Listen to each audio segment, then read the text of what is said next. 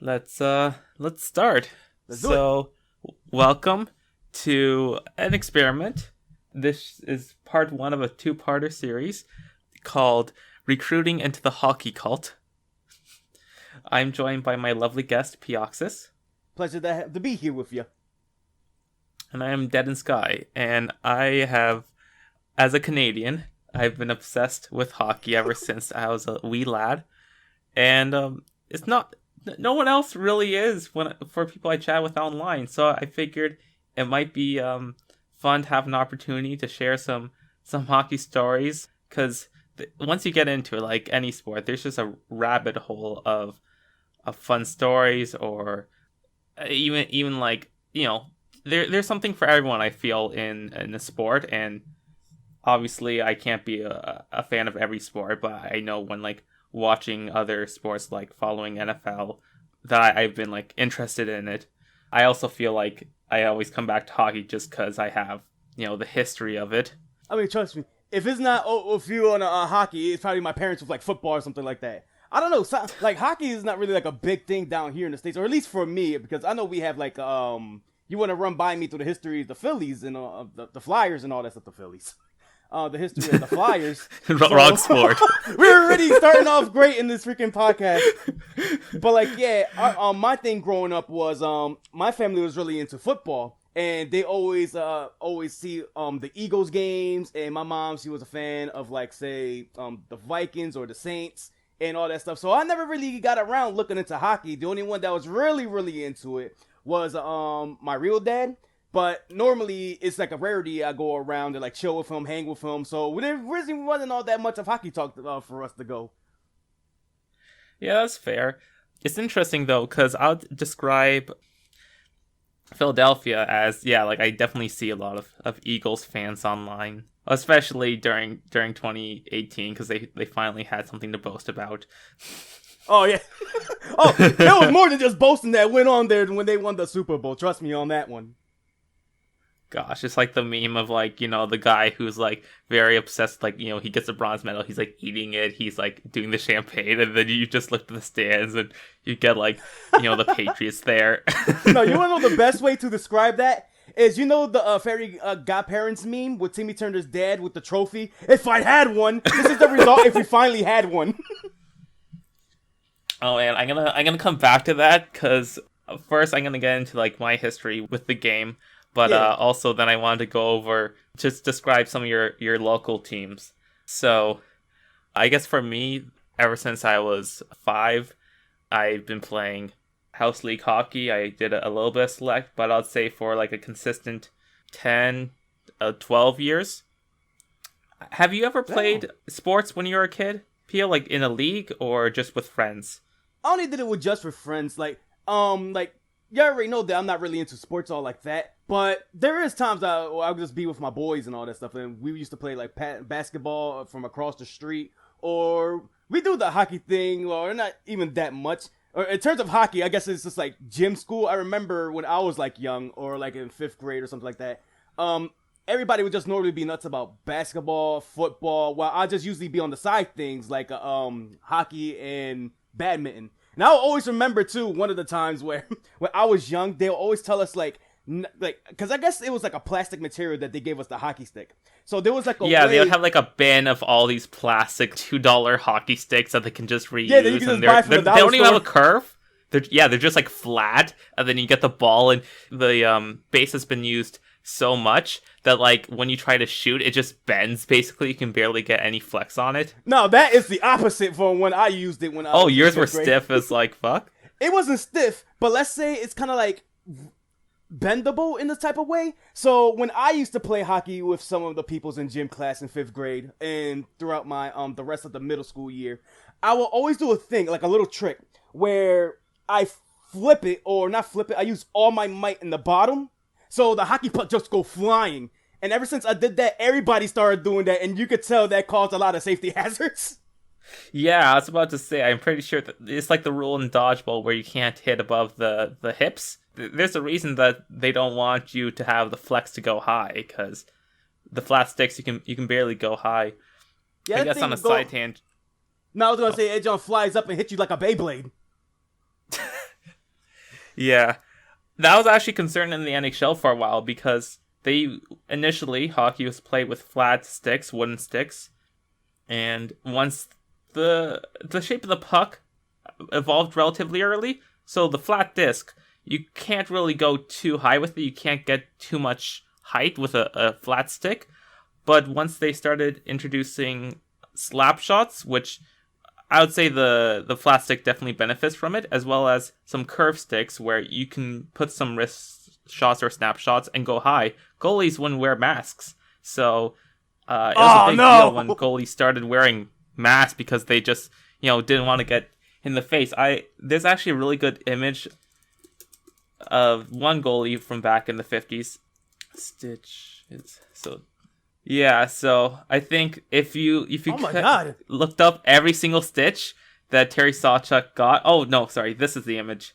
Every single stitch he got and put it all on his face at once, this is what it would look like. Is it all combined of the history of how many times he got smacked in the face by a hockey puck, or?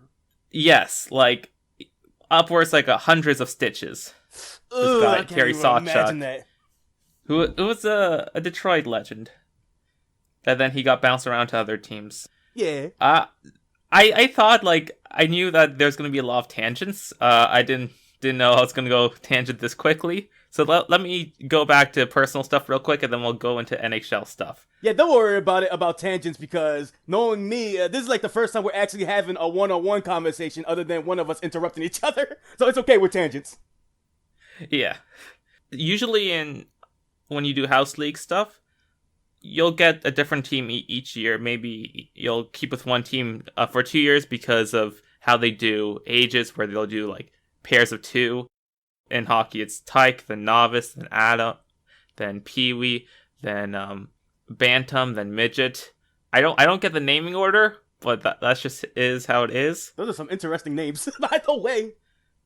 Yeah, every sport has that. So I was with the same group of people for most of that 10 years, which is a rarity at that.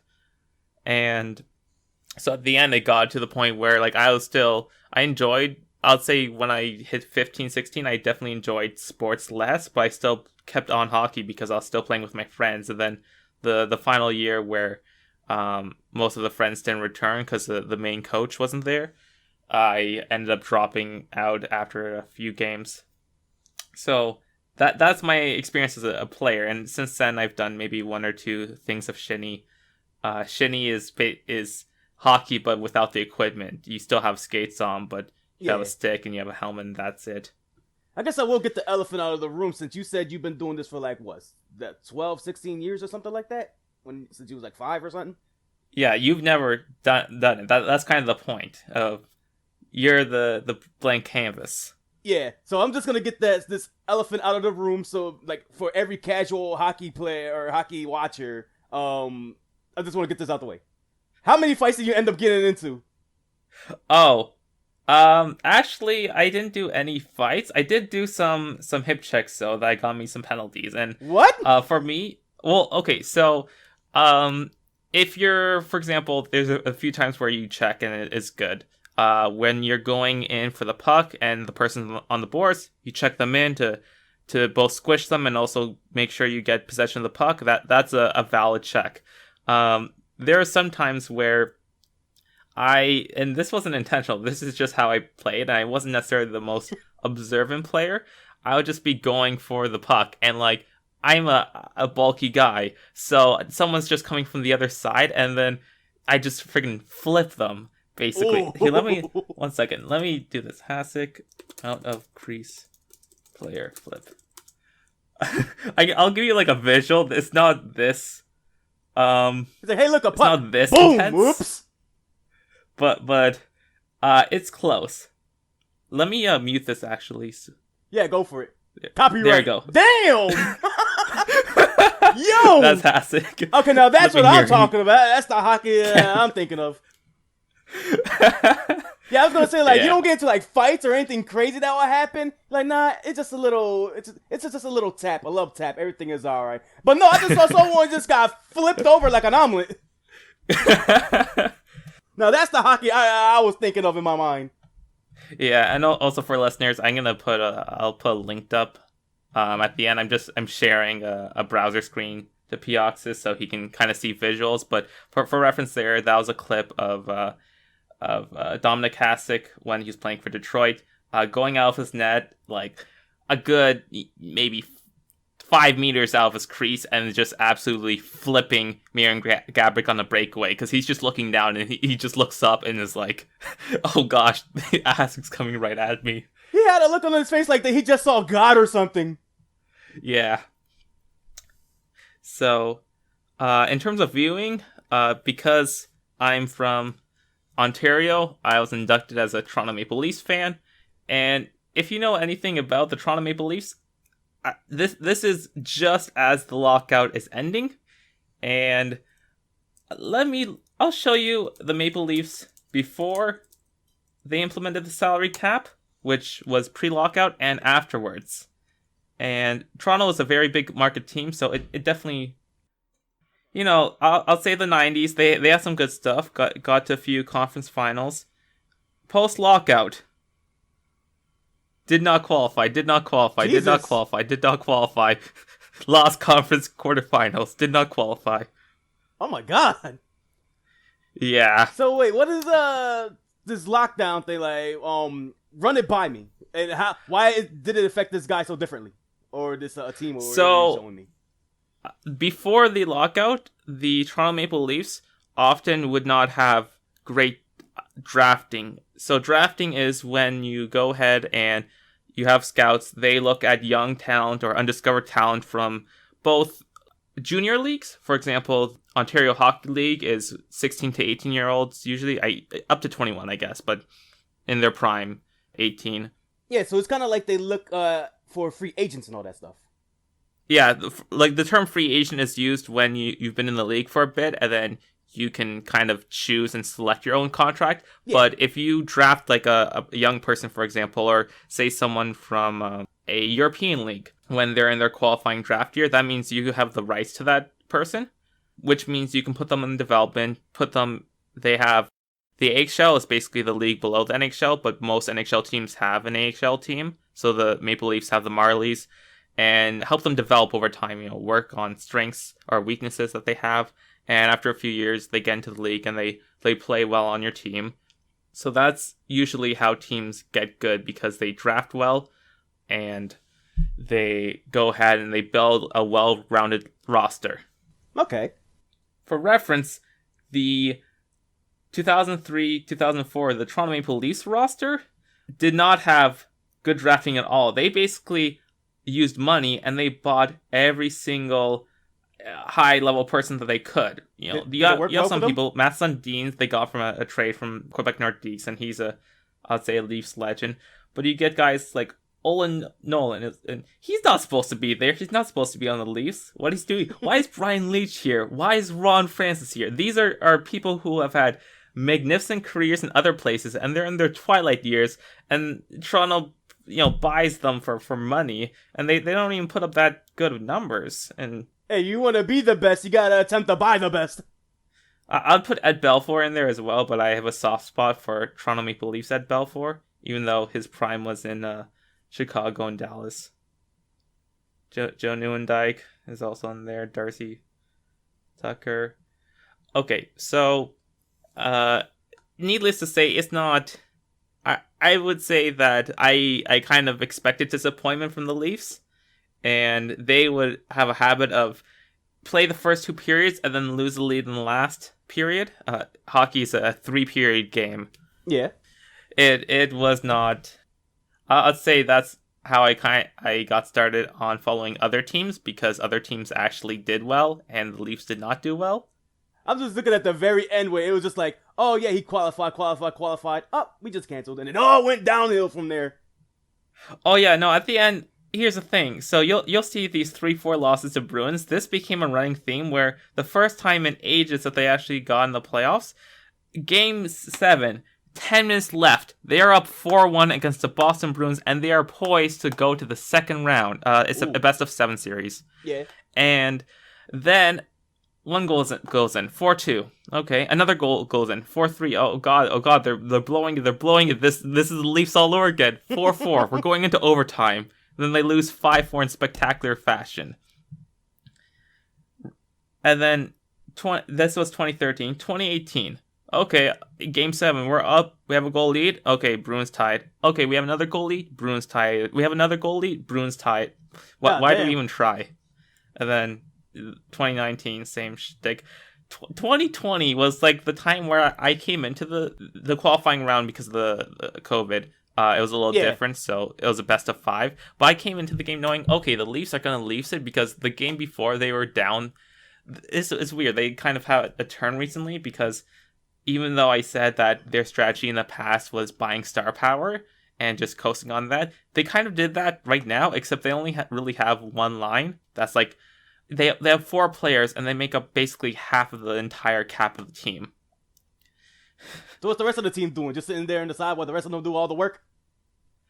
Basically, they have some good depth players. They actually have decent drafting now, but it's concerning when they have this much. They have all their money tied up, and they can't really move around their roster too much. And if their roster isn't producing results, then what does that mean for the roster? You could be good in the regular season, but if you don't do postseason results, then what does it matter?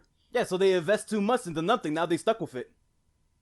Yeah, and maybe they could go on a run and win and prove us all wrong. But for now, that's the perception. But this in particular, Game 5, I described it on a server we're in, the sports room in there at Sunset. Yeah. There's like the second goal that Columbus got. Columbus won like 3-0 in the 5th game. And it was on such a poor line change by the Leafs.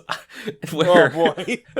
They left one person in the zone, and then a Columbus person just came in and like deked him and scored. And this was like when 4 people were in the zone, and then they just left for a line change, and then they came back and they were rushing back like, oh shit. Yo, we just effed up. Yo, scramble back. Yeah. Oh boy. So after I stopped watching, because I'll watch hockey on Hockey Night in Canada every Saturday when I was over at my grandmother's place. So that's how I usually watch games. And since then, I haven't really watched too much, but I've been following teams. So one thing I wanted to do is educate you, because you're born and raised in Philly, and now you're in Jersey. But I want to start with, give you a little bit of context and history to educate you on your culture, a piece of your culture that you didn't think you were missing, but maybe you were. Yeah, I'm down. I'm always open to new things. Teach me the ways of the hockey puck. Okay, so first things first, do you know the first NHL team that played in Philadelphia? What was their name? Wasn't it just always the Flyers, or they just had a name before that? It was not always the Flyers, no. The Flyers, when they were made, were the Flyers. Was it the Phillies? No. Although you mentioned that, you're talking about baseball. Yeah, I got them mixed up. So this team, it was called the Philadelphia Quakers, and this was there's a term thrown around in hockey, the original 6, and this refers to as in Quaker Oats. This refers to the 6 NHL teams that survived the Depression era and became. There's a good 25 years where they didn't add or remove any teams from the league. It was just these 6 teams. Which now there's 31 teams, so it's a bit different nowadays.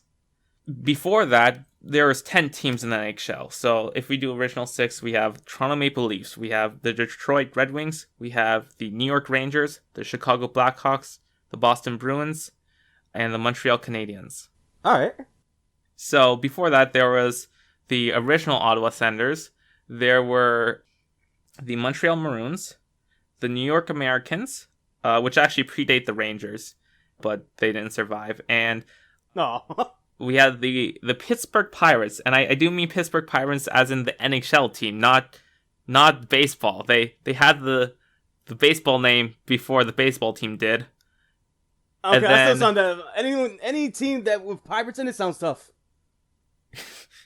They weren't doing well financially, so then they moved to Philadelphia for a season, and they named themselves the Philadelphia Quakers, which was the name of an older baseball team that went defunct. You sure it wasn't named after oatmeal? Well, The oatmeal is named after the Quakers, like of the religion. It's the same base, right? Okay, so it's not all in one. No, they didn't have a oatmeal sponsorship deal. I'm disappointed then in the Quakers.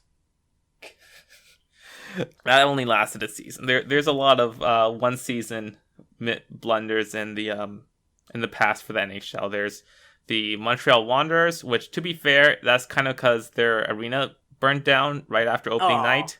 This is our debut! There's the... Actually, no. I think Quebec, the AAA, or the Bulldogs had 2 seasons before they became the Hamilton Tigers. And then the Hamilton Tigers had like 4 seasons where they're shit. They had the 5th season where they're actually good. And then players were like, hey, can we get money? And the owner said no. So they all left. Then that was the end of them. The St. Louis Eagles had 1 season in the league. And I think that's it for 1 season blunders. So, crazy. Not present day, but let's fast forward. That's like the 30s. Let's fast forward to the 60s, where the NHL has been with 6 teams for 25 years. And there's people biting at the heels for more. They want to make money, get new teams, get merchandising, get profit, get sales. So, to the point where actually in the 70s, there's a competing league called the World Hockey Association. And it was only US because I don't know why the US loves to call themselves the world champs when it's just the US. We're the greatest, baby!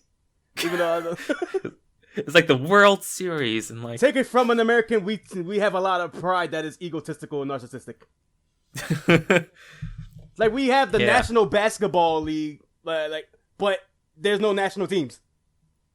I mean, okay, that name on it is fine because nation just refers to country. It's not like international basketball league, like association, and it's just like one country, Yeah, I guess that makes sense as well. But still, we win one place in our national place. We're the world champs, man. The NHL only had Canadian teams to the point where back when there was multiple hockey leagues in like the 20s, I think the Montreal Canadiens 1 year like changed their logo. Oh gosh, it was horrible. Montreal Canadiens logos when they beat a American team for the Stanley Cup, because multiple leagues could compete for the Stanley Cup back then. They had a logo that literally put world champions on their shirt, and it was disgusting. What is it like? They won the championship. There we go. Like, yeah, we're right the world here, champions, baby. Yeah, they literally this. that was their logo for a year. So you have the classic C with the H in it, or they had the C with the A before, and then they had the 1 year where it was like world champions. Yeah, I bet they never had that again since. Actually, Montreal is the most successful league, and they're basically the Yankees of the NHL. Oh damn! Okay, that makes sense then.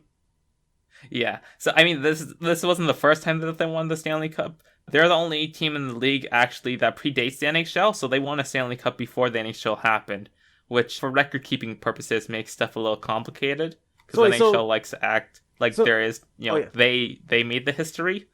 Yeah. Where the NHL was literally before the NHL they had the NHA, National Hockey Association, and basically. It's from the 1910s, so it's not the first Google result. Okay. I'm guessing this thing didn't last as long, did they? The only reason that they made the National Hockey League was because they hated the Toronto owner, Eddie Livingstone, and they basically said, okay, we'll go ahead and just make our own league and without him. And he's like, well, you can't start another Toronto team here. It's like, we won't actually start a Toronto team. We'll just trade a team into Toronto and then make a new team at that old location and just keep the same names. Which basically means they just made their own version. Yeah, but legally they didn't. So legally, the Toronto Maple Leafs are actually the Montreal Canadiens. I know this is what we're gonna like. All right, we're just gonna take this. We're gonna take our team and push it somewhere else. Basically. I don't know. Is this still a thing, or NHA is no longer a thing? Oh no, the NHA was only for 7 years because afterwards the only team left in it was Livingstone. And then he Okay. tried a season where he tried to make other teams. It didn't really work out well. Oh yeah, right. I'm just looking through the thing. There's at one point where during World War One, a military group actually competed in the NHA, but What? they couldn't compete in the second half of the season because then they went off to war. Oh, okay. I was about to say, like, during the whole war was going on and everything, this is how we settle our battles. We just play a hockey match. I mean, that's what Russia did. The Cold War, they took it literally, and then they made their military group into their hockey group, and then won internationally for 20 years. That's it. If World War III ever starting, we're gonna have to have we need all our troops, our friends included, and we just have to start doing like a gigantic hockey match. With one, and they have to be across like a 30, like it got to be the length of a football field, or even like double, or like even more than that. And the goal is you got to bring it into a regular size goal in a big ass field. And whoever scored the goal, that's it. They win. They win the war. Yep. They don't get the crippling debt by repaying the other countries. Nah, man, widespread bloodshed when you could just smack a puck. I'll go back to the Flyers, because the Flyers, when the NHL did decide to expand, they were one of the 6 expansion teams. You have the Pittsburgh Penguins, you have the Philadelphia Flyers, you have the Los Angeles Kings, you have the Minnesota North Stars, which is now the Dallas Stars. You have the North Star sounded more better. You can make anime references out of that. You have the St. Louis Blues, and you have the California Golden Seals, which is the only defunct team of the group. Which is still... They wore white skates. It was weird. Really? Yeah. I don't think I remember any team wearing white skates. They were long dead before you were born.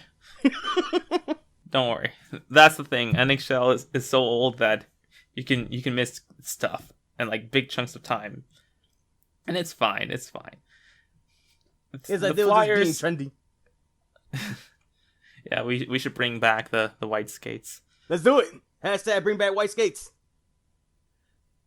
Even honestly, hockey players are so accustomed now where I'm reading articles, and yeah, a few people on Chicago, I think it was like Kane and Taze and someone else like Seabrook, wanted to try different laces.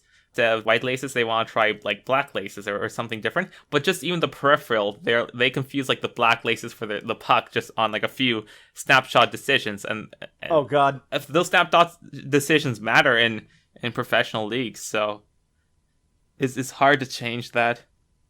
I thought you said by laces. I'm thinking like school shoelaces or something like that. So they're just going around the hockey field. Well, it's shoelaces for skates, yeah. Yeah, that's what I mean. They have to tape on strap ups and all that stuff. Oh god, that'd be something.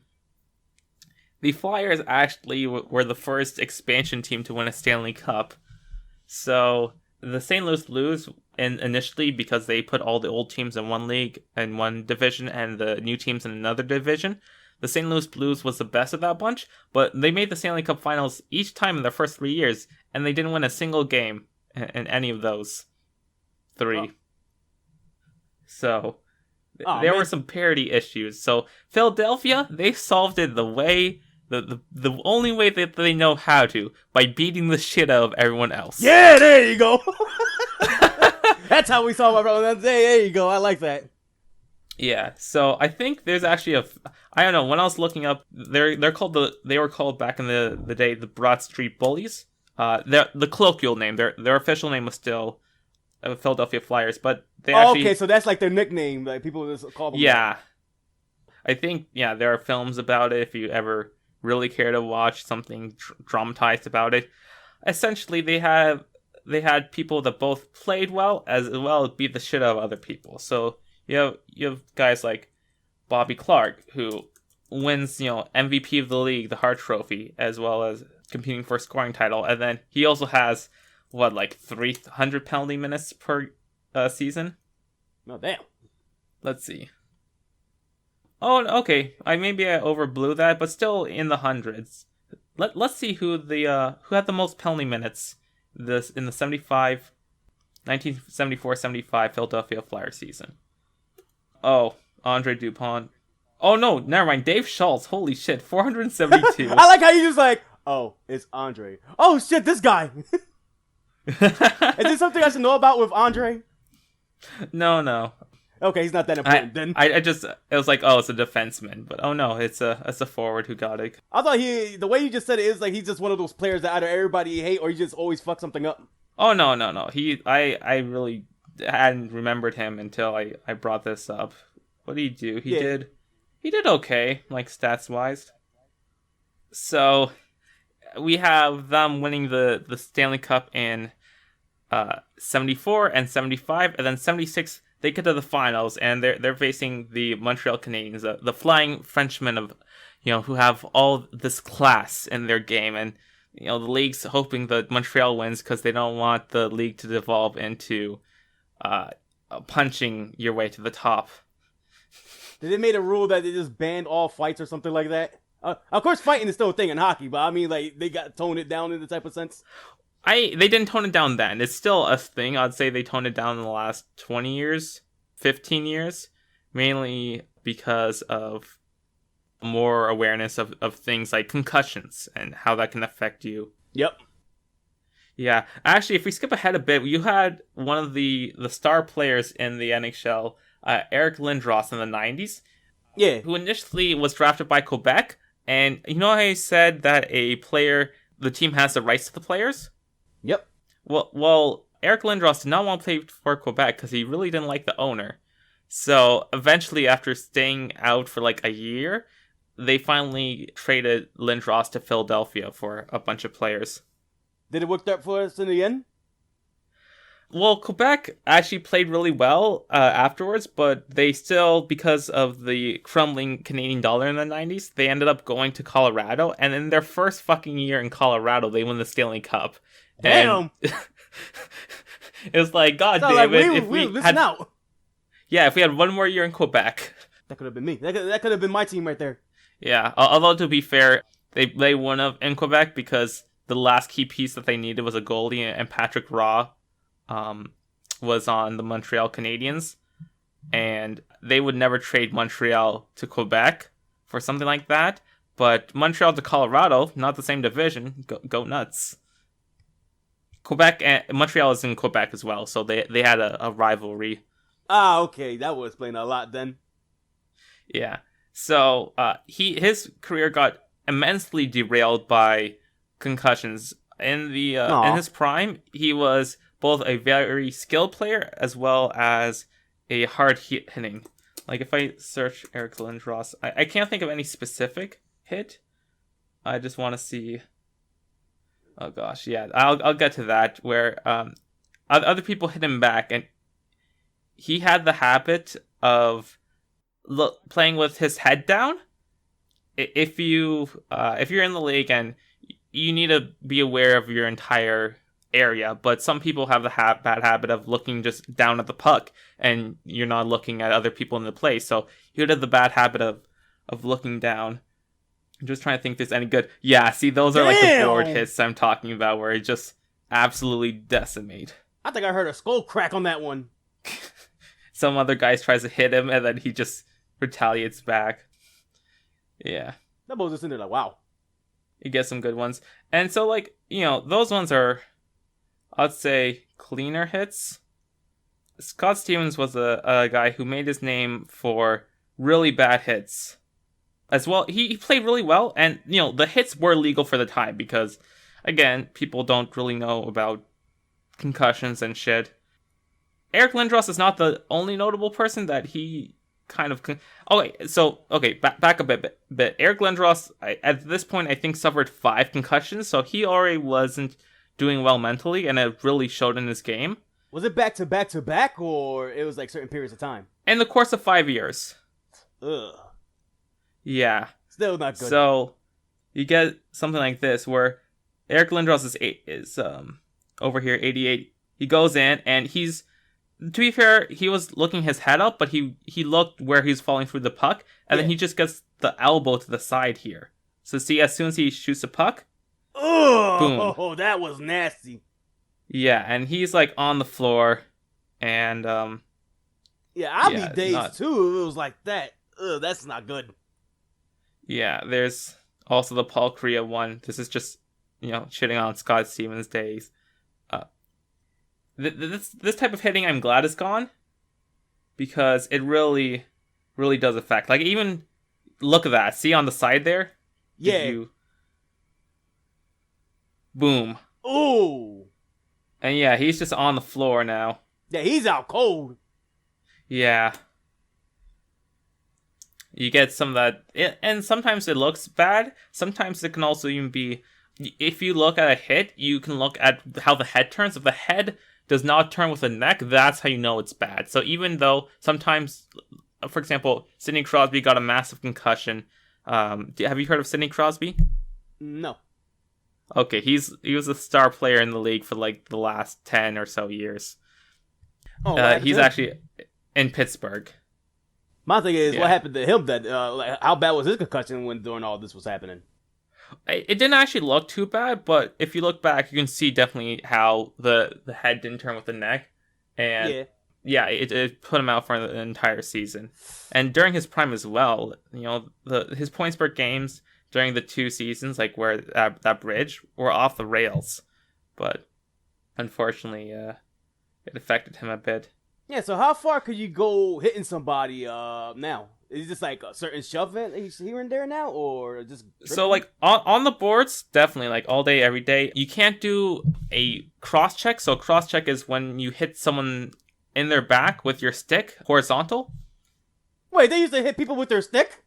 Oh god, I'm just more used to seeing everybody just fist fight. I didn't know they just get the whole stick and just go crazy. So yeah, people would like put 2 hands on their stick and cross check. And sometimes to the front, sometimes to the back. Yeah, that's findable now. Like, look at this picture with Chara. It's just like practically choking the man. Yeah, he look like he's about to guillotine him. Yeah.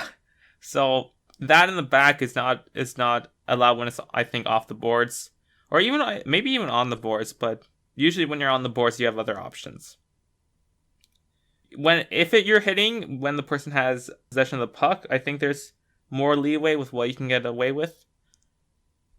Generally, though, you'll still see hits, but you won't see someone specifically going out of their way just to like keep hitting and hitting someone or keep slashing someone. Because again, in the 90s, slashing was never called. So you have clips where you have. I'm just trying to think. There's one goal in particular that Mario Lemieux. He's a famous Pittsburgh Penguins player. Yeah. Super Mario.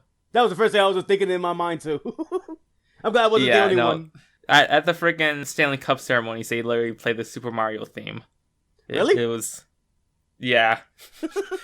It was literally 1991 at the time either. It was 1991, so peak Mario. They ain't gonna stop Nintendo either way. If you look at a lot of goals back then, like look how many slashes were just in that play alone. And look at that. He's just like put his stick on Lemieux and like, it caused Lemieux to flip. And because Lemieux's Lemieux, he can work the puck when he's on the ground. But that type of stuff, and if you go a few seconds back here, I'm showing the clip of, again, I'll put in the link dump, but of Lemieux's, I'll say his most famous goal against the North Stars, where, look at that, like, he's just... Everybody just tripping each other over. The person back there just gets absolutely decimated before he's able to pass the puck to Lemieux by the stick work. The stick was was so wild back in the day. You can get away with everything. Yeah, he basically using it like a far broom or something. Yeah. Man, basically that's what he just cleaned house. Yeah, honestly, Philadelphia, I'd say, hasn't done terribly notable things since, besides what I said. So I want you to play a game. So do you know how many times the Eagles made it to the Super Bowl before they won a Super Bowl? I can only recall once. I forgot what year it was, but it was definitely way back. But before that time, before they made it to the Super Bowl once, I will say we went many years without a Super Bowl. And I can remember that clearly because my parents would always like watch football, and I could hear cheering when they win. It's like they do great at the pre-playoffs. Then they get to the playoffs, and they all go downhill from there. And then we made it to that one playoff when I was in high school. I forgot what year was that in. I probably 04. Yeah, I think it was that. I mean, like I said, I forgot the year, and I remember we kind of like choked near the end because I remember what was that? That it was the star quarterback, Tom McVay or Brady? something. No, no, no, Oh, no, oh, no. sorry, you were talking about yours. Yeah, and the Eagles when they were still in the playoffs. Brett No, it was like a quarterback. Favre? Oh, okay. McBray, Mick something. It was Mick something. Either way, he just messed up a throw, and that's all I could have been hearing since when I came in school. When there's one football player messed up the play of the century, when we could have had it, they just choked at the very end.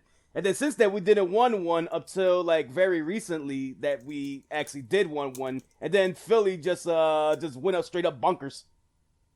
Yeah, I was like completely mixed up the teams. McNabb, that was his name. You just pulled it up. Yeah, McNabb. Yeah, no. I also don't know too much NFL history, so that kind of showed in there. Me either. I'll just only get through like glimpse of it through my parents. Yeah, Philadelphia is the type of team now, the Flyers, where they literally did this on back-to-back seasons. They had a 10-game winning streak, and then they didn't make the playoffs, and then the next season they had a 10-game losing streak, but then made the playoffs. They're like... It's pretty weird how we play, how the Eagles play. Oh no, this is the Flyers. If you lost 10 games in a row in the NFL, the Eagles, you would not have any statistical chance. You could not go 6-10 and make the playoffs. Wait, how the hell the Flyers made it with all those losses? There are 82 games. And we just had the higher majority? Yeah, like they won a lot of the rest. Okay, cool. So we just pulled it from behind. Yeah, so the Flyers are definitely unpredictable. So since they won the Stanley Cup in 1975, guess how many times they have made it to the Stanley Cup Finals and lost since then? Well, you're talking about the Flyers, right? That they made it to the... I'm going to take a wild guess, knowing my team's history and all stuff. I'm going to say a good 5? Higher. How many times we made it to the Stanley Cup? Okay, I'm going to give a high number then. You actually have to go much 11. higher. It was 6. It was 6. Oh, okay. My next one was just going to be 11. No, the Flyers have consistently, this is just going off the top of my head, they had 76 against Montreal, and then they had 1980 against the Islanders, 85 and 87 against the Oilers, and then they had 1997 against Detroit, and then they had 2010 against Chicago. They made it to the finals every single time, and then lost. I will at least take that then. At least we came runner-up in second place. Yeah, honestly, I'll take that. Toronto Maple Leafs have not, since they last won the Stanley Cup in 1967, which was back when there was only 6 teams in the leagues, mind you, they have not even made the finals since, let alone won a Stanley Cup. Really? So I guess in football terms, they're kind of like the Packers. Probably. Let me look at the Packers wiki. Now, wasn't it one of those teams that they hardly even like they reached the playoffs, but they hardly not get close to the end game? Packers won twice since 1967. This one that say 2010. I didn't know that was that recent. But I could see definitely with how the playoff appearances list here. They have, I mean, they had good stints in the 90s and then 2000s. They've actually been pretty consistent the last 3 decades. That's really interesting.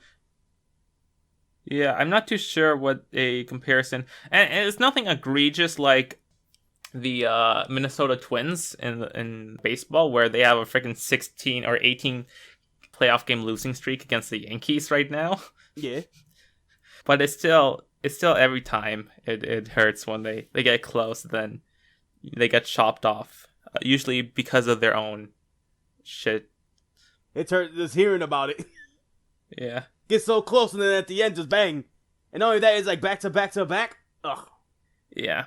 And then so we have the Flyers, and then your other team. So New Jersey Devils. Since you've been to New Jersey, what sports exposure have you gotten, if any?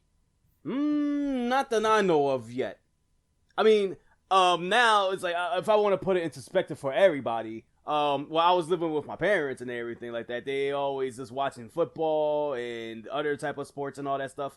And my dad, I got history through him, through hockey, at least not as much as you could obviously see today, but at least he talks about it here and there. Like, oh, okay, that's kind of cool. ever since I moved to Jersey, we don't really have cable. We don't have the sports apps or anything like that. So all this is completely new for me from here on out. Well, there are places you can get it. Yeah. If you don't have money, but yeah. If I feel like it eventually. Screw it, I'll make the walk over there. The Devils actually started out. They moved twice before they became the New Jersey Devils. Where were they before? They were the Kansas City Scouts. What kind of name is that? A name that just screams hockey. The Scouts. And then they were the Colorado Rockies. I like that name better. Yeah, honestly, they also had a nice logo. The Colorado Avalanche, the team in Colorado now, use that logo sometimes on their third jerseys. It's a good logo. That's pretty cool. Yeah, I mean, the only notable thing I know about the Rockies is that Don Cherry was a coach for them one year. Have you heard of the name Don Cherry? No, I have not. Okay, I mean that's probably for the best. Like I'd say that most Canadians know about him, but also he's pretty xenophobic. I mean, borderline. He has national pride and basically will be okay with, having a hard time on basically any other nation. So he had a OHL team, the Mississauga Ice Dogs, and literally would never draft anyone from Europe. Why? That was his rule. Because he wants those, good old Canadian boys. Oh, God. We must keep our team pure. Yeah. So, to be fair, which was the Montreal Canadiens' philosophy for a while, but they had the results. Cherry did not have the results. Oh, God. Yeah. So, he was a commentator for Hockey Night in Canada, the Saturday night sports program I mentioned a while, and it was on public television, so everyone tuned in. Since he started as a host in the 1980, I think, and recently got taken off of it a few years ago when he made some comments that were discriminatory towards immigrants. And is it okay we hear them, or are we gonna get banned if we just bring them up? I mean, there's stuff like, for example, he was talking about not wearing a poppy during Remembrance Day and how that's disrespectful, and then what? There's stuff with that. Let me look up the thing. There's stuff like that. For example, Irish people apparently don't do that because of there's still history of them against the British. Yeah. So, oh gosh, I'm just looking at these articles. articles. Look at that first one right there. The one that says, oh God, what happened there? Yeah. I mean, there's a history. There's so many, if you look at old Don Cherry's clips, there's, stuff where he's, blatantly, making, doing a gay stereotypes and, stuff like that. And it's, the type of stuff, in the 90s, that was humor. You get stuff I think Will and Grace treated it well, but you still get, that was enough of a character trait. Yeah. Yeah. Yeah, I'm just trying to think. His comments drew so many complaints to the Canadian Broadcast Standards Council that it was unable to process them all. Not even. I'm surprised that if it's even aired or something. Yeah. They had a thing where for a few seasons of Hockey Night in Canada, because of stuff Cherry would say, they actually delayed the feed by 7 seconds just in case to cut him off. Yeah, in case there you go. That's what I thought. In case he actually says something like, "Yo, monitor his audio now." Yeah, so he's been this way. He's been pretty blunt about him just being upfront with the tanks, and there are definitely, I'd say, worse people in media, but I think that for me personally, yeah, I get why he's gone, and it's fair, and it was time for a while. I'm just surprised that that's the thing that sparked everyone, because he's been making those types of comments for ages. Yeah. Yeah. But in the cases like those, it was a long time coming. Yeah. I'm also just looking at these and like I'm looking at this article. These are like there's even more examples where I didn't even know about like okay, on the indigenous. Oh, good. We can learn together. Women hockey games. Oh, God. What did he said here? Oh, let me read. Wait, do you want me to read that out loud or?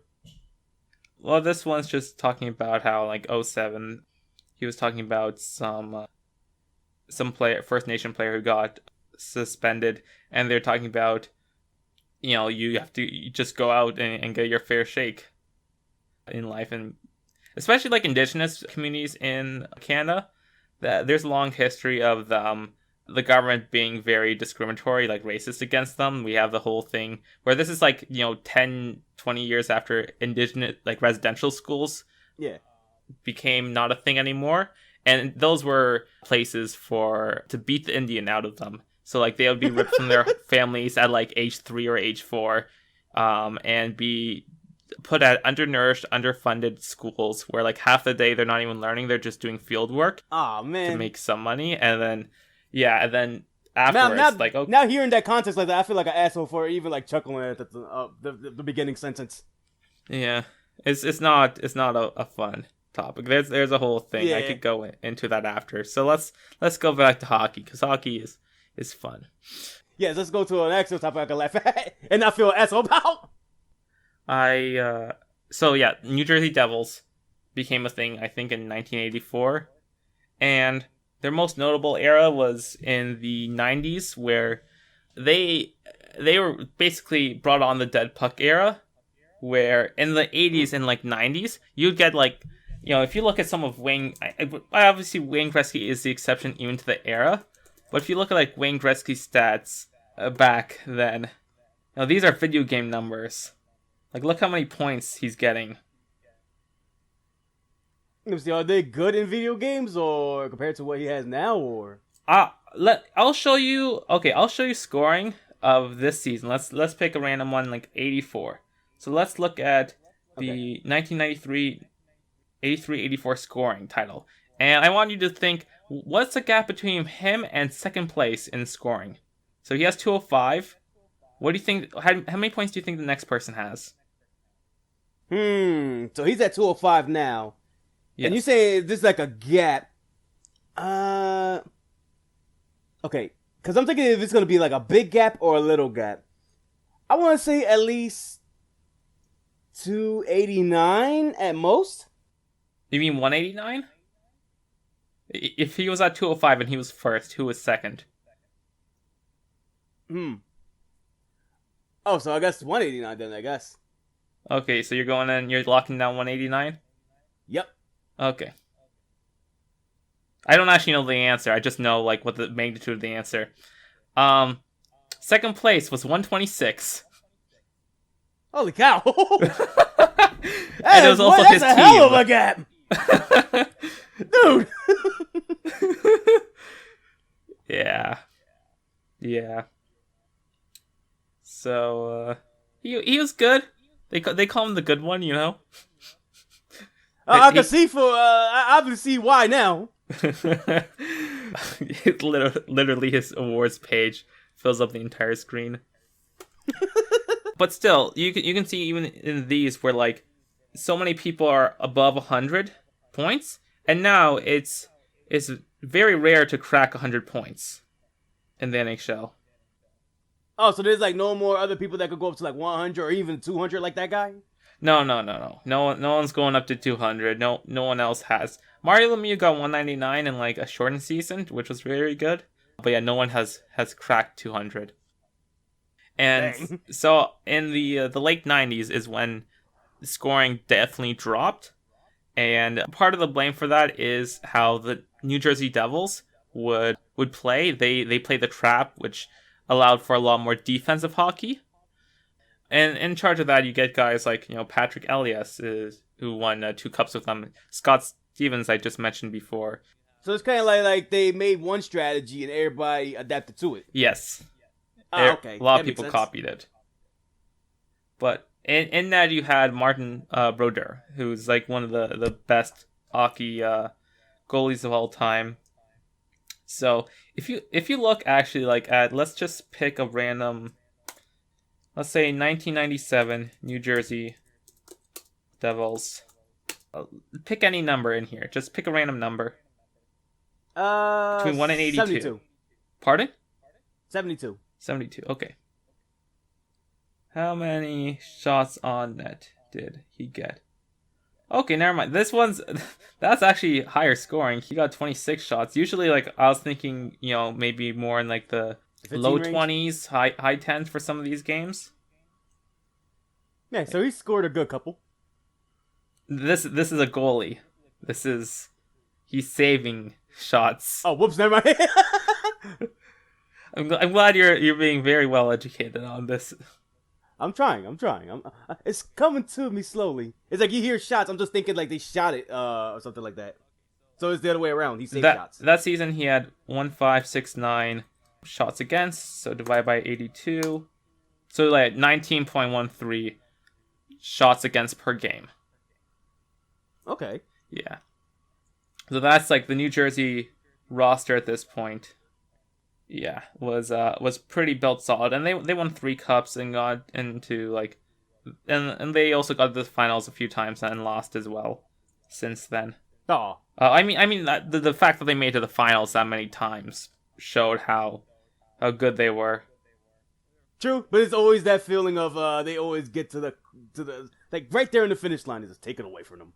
No, like most of the time they made to the finals, they won it. Oh, okay. Yeah. I love how you're being empathetic to a team who's had like more success than like any other New York team since the 80s. Hey, you win some, you lose some. Yeah. Like if we're counting, cups since New Jersey came into the league in like 84, we have New Jersey 3, New York Rangers 1, and New York Islanders 0. No, damn. Although that is selective because the 4 years before New Jersey came in the league, the Islanders won all 4 of those cups. Oh, really? Yeah, they won 19 playoff series in a row. That's a still standing record. God damn, that's a lot. Yeah, they were pretty impressive compared for to the all time. of that. Maybe I shouldn't feel bad for anything at all. Yeah, I mean, okay, y'all got enough of that. Then let someone else win for a change. Yeah, if you want to feel bad for a team, feel bad. I would say a few candidates. I mean, like Minnesota Wild has always been the definition of mediocrity. So it's like it's hard to have emotions when they don't have emotions as a team. But you get people like the Buffalo Sabres where in the 90s, basically 1999, had Dominic Hasek, the goalie I showed before, who flipped that man, dragged his team to the Stanley Cup finals and lost. And then Buffalo has not achieved any sort of success since then. They drafted Yikes. They drafted some like a first overall and second overall since then, but they're at the bottom of the league still, even years later, and I think they haven't made the playoffs in a good decade. So, yeah. No, don't worry. They gotta watch every single sports movie that has, oh, you gotta believe in your team. You gotta believe in the heart of the cards or something like that. And it's only then we will win the finals. Yeah, just the inspirational movie. That's all they need. They just need an inspirational speech. Yeah. If you want to watch one of those movies, robots. Miracle is good, but it's also based like off of real events. In 1980 when the U.S. won against the Soviet Union in the Olympics, and they won the gold medal. Is that how also we're gonna stop our wars now? Going back to that topic. Apparently it was like a big thing at the time for. I mean, in hockey wise, it's a very big accomplishment because the Soviet Union at that point were, I'd say in the early to mid 70s, it was close competitively between the NHL and the Soviet Union, but in the late 70s, the Soviet Union really took off, and so the Soviet Union was beating these like NHL teams, and you have a bunch of amateur college players, and you're expected to go up against them, and they pulled it off, and they pulled off the gold medal. And it was so it's like kind of like gives hope to people Allegedly, people were hopeful, but then you get people who's like, "What's the hockey?" And you're like, "So you didn't get hope from that, or else you wouldn't be asking what's the hockey." But instead, you just got false hope. It's not false hope. I mean, it only took 11 years after that for the Iron Curtain to fall. That means there's a shot. There's still a chance. There's actually a large history of, if we're going Soviet Union hockey, a lot of players from the Soviet Union defected to America and Canada just to play in the NHL. Right. So I think, let me look up 1998 Olympic hockey gold game. I just want to make sure I get his name right. There's also a very good documentary on this called the Nagano Games. This was when a Czech Republic beat Russia in the finals. And the Czech had a very solid team that played together, as well as Yager and Hasek, which Yager was one of the greatest hockey players ever, and Hasek the best hockey goalie of all time. So that they bailed them out of some stuff, but then also some of it, like the Russia game, for example, definitely wasn't just them. It was a bunch of other people in there. Okay, yeah, I think Peter. I'm gonna butcher the name, but Peter Svoboda defected from then West Germany for the NHL, and he's like the first major defect at the time, and then a bunch of people followed suit, and like some teams got really good from drafting in Russian players that were unknown. So the Detroit Red Wings had a lot of success in the late 90s, early 2000s. They won a cup in 97, 98, and 2002. And they had so many Russian players that they made an all-Russian line at one point. And like, as marketing was in the 90s is when marketing people actually cared about hockey. So, Nike, for example, had some hockey partnerships at some point. They made a skate line called the Wizard of Ov, because all these 5 Russian players on the line had the last 2 letters Ov, like OV. I mean, I guess that makes sense on the name alone, but I still wonder why that name, the Wizard of Oz. Well, like Wizard of Oz with their Wizard of Ov. So if we go Russian 5, I haven't watched a Russian 5 documentary, but so Sergei Fedorov is definitely the most famous of the 5 because he was a very good player on his own, won MVP one year. One year he got paid $28 million. This was 90s money, by the way. Yeah, back then you could buy more than a lollipop with $1 million. Yeah, so like he got paid $28 million because usually top players at that point were making 10, 11 million. And this was pre-salary cap. It got more ridiculous later. But then I think there's a thing in hockey called an offer sheet where it's almost like you're trying to buy a player from another team, and you do that through draft picks. Draft picks are worth certain values, so you can put an offer sheet being like, hey, we have a better offer for you, and we will give Detroit at this point these draft picks that they can use, and they, in order to keep you, they have to match the value of those draft picks and your salary. So they had one. It's kind of like a bidding. Yeah, it's like a bidding war. So they had one where I think he got $12 million, and he got a $16 million bonus if they made the conference finals and won the Stanley Cup. Ooh. And so Detroit's like, screw it, we'll keep him. And that year they made the conference finals and won the Stanley Cup. So he got $28 million. Oh my God. Yeah. It doesn't matter what team got that ball. That man wins at the end of the day. With all that money, he's the freaking drafting lottery or something. Yeah. He did leave Detroit a little on unfriendly terms because he did go away for like more money, which is like the only reason why his name is in the rafters now for Detroit. But yeah, he has 28 million. How much more does he need? You'd be surprised. You want to be a billionaire? Listen, hockey players are not great at managing money.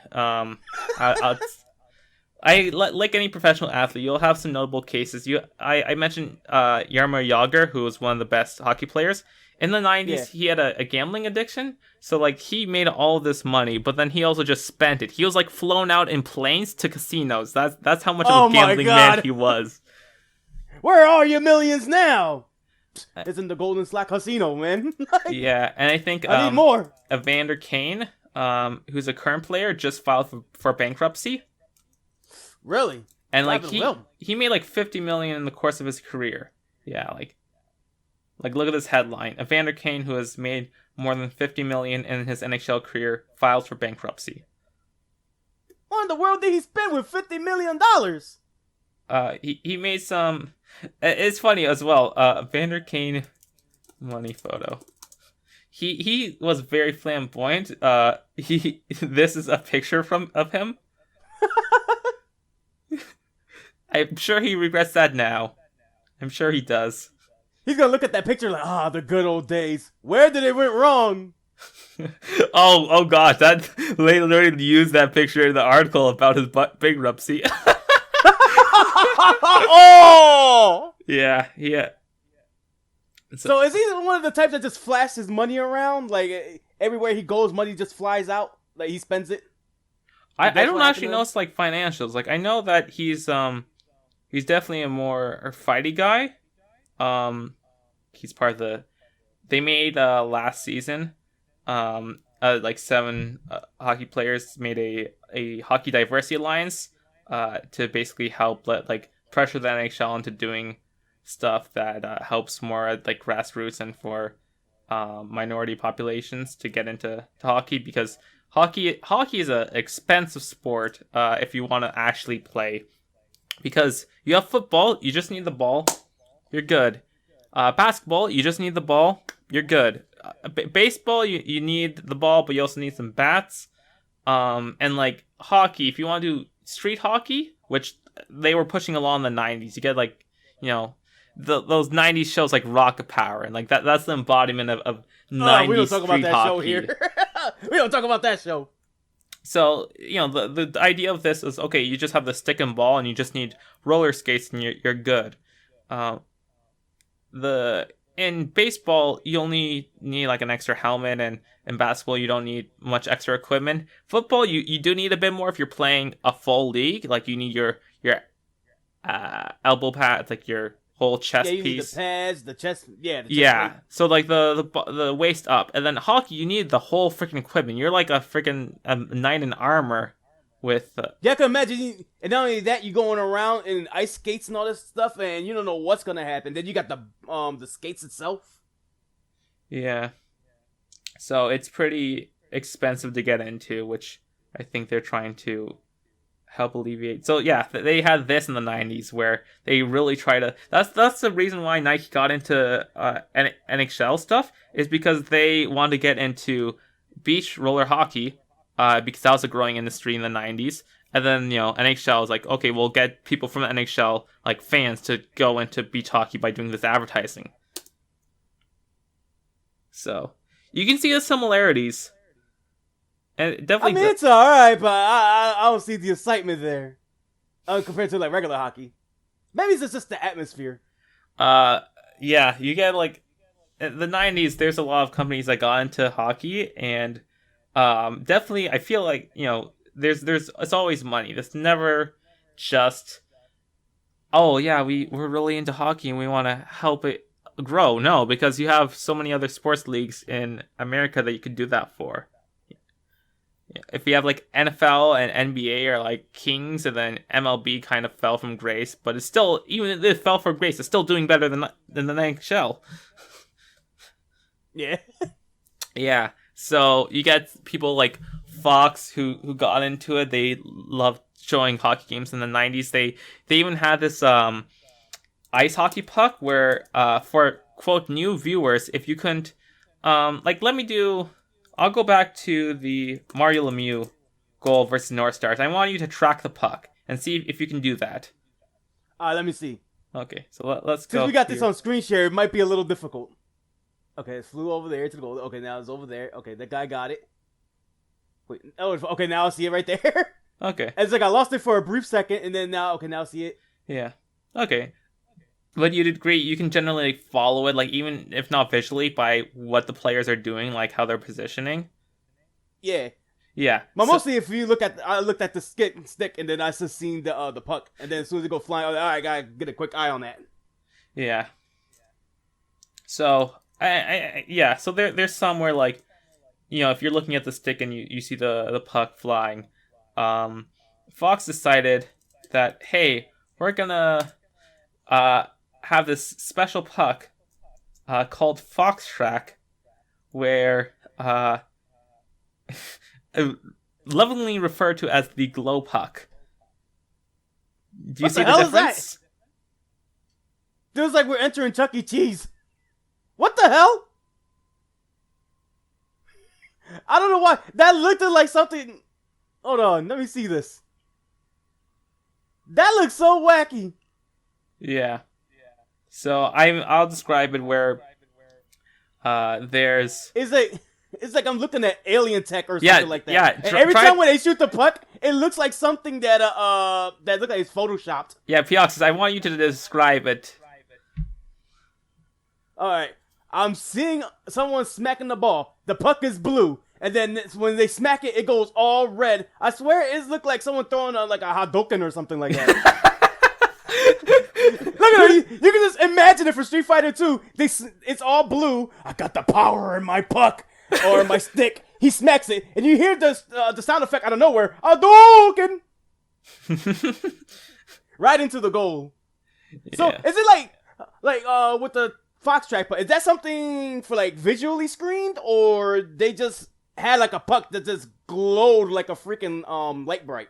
No, it was a visual thing. They had to make a custom puck that had like a tracker inside of it. Yeah. And then from there they could use that tracker and put visual elements on the fly. I don't like it. It looks too silly, to be honest. Yeah, so that got ditched after a bit. You also had ESPN, who previously had the roller hockey. They also did some hockey stuff in the late 90s, early 2000s, including they had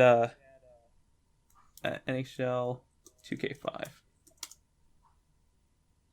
So including viewing you could view the games on there. Literally, like, I had this game as a kid at ESPN NHL 2K5. I feel like that's something my dad got. He got one of the NHL games. So ESPN was in it for a while. They got out, and I'd say probably the most interesting story of a company getting into hockey during this era was Disney. Really? So have you ever heard the Mighty Ducks of Anaheim? Yeah, I heard of the Mighty Ducks. They actually had a show about it on Disney. Yeah, the freaking Mighty Ducks show. Let me pull up a screenshot because it's ridiculous. Yep, that's my favorite hockey team right there. Yep, this is a bunch of giant anthropomorphized ducks. And it's funny, it's different compared to the movie. Like, didn't the Mighty Ducks had a movie? Yeah, they had a few movies featuring less ducks, more people. You know. I wonder if they could get away with it just having like whole fursuit of stuff of like dressing up as like ducks and actually do like a hockey game. That would be something for me to see. There are most in the NHL where you like the newer NHL games where you can play as mascots. NHL 20 mascot gameplay. Yeah, you can be like a mascot team. There you go. The NHL furries are at it again. All-Star Crew. I'll include this image in the dump where it's three of the mascots just doing like poses at the starting line. That should be our thumbnail if we ever need like a thumbnail. Just looking at all of these images. There's some fun mascots in the NHL, and then you get stuff like you have stuff like UP, where he's just an abomination. What the hell is that? You also have well, you know Gritty. He's like a fun abomination. Yeah. Okay. You have the mascots called Harvey the Hound. He's like one of the oldest mascots, and they didn't update him, so he just looks less he looks like just the tongue makes it look weird. Yeah, he looks like those cursed like 1950s Mickey Mouse costumes. Nah, you know what it make me think of? What was that old show called The Banana Splits? Da da da da da da da da da da da da da. He looked like someone from there. Oh my god, yes! That's more accurate. Okay, never mind. That is like a terrifying... Okay, I guess that is kind of accurate there. Jesus Christ. Moments before the disaster. Yeah, there's some good ones back then, but then there's some not so good ones. Oh man. It's like walking into a freaking carnival and they look all bootleg. Yeah. I think my favorite mascot story is Islanders. Where they initially had this mascot to promote their basketball team. I don't like how that picture looked. Yeah, that's maybe a bad image. This is better. There you go. And so the basketball team went out of business, and then they were just like, okay, well, we'll just keep the mascot then. That was made to promote the basketball team. So now it's the Islanders mascot, as well as the truck. I mean, I guess the dragon looks alright, at least.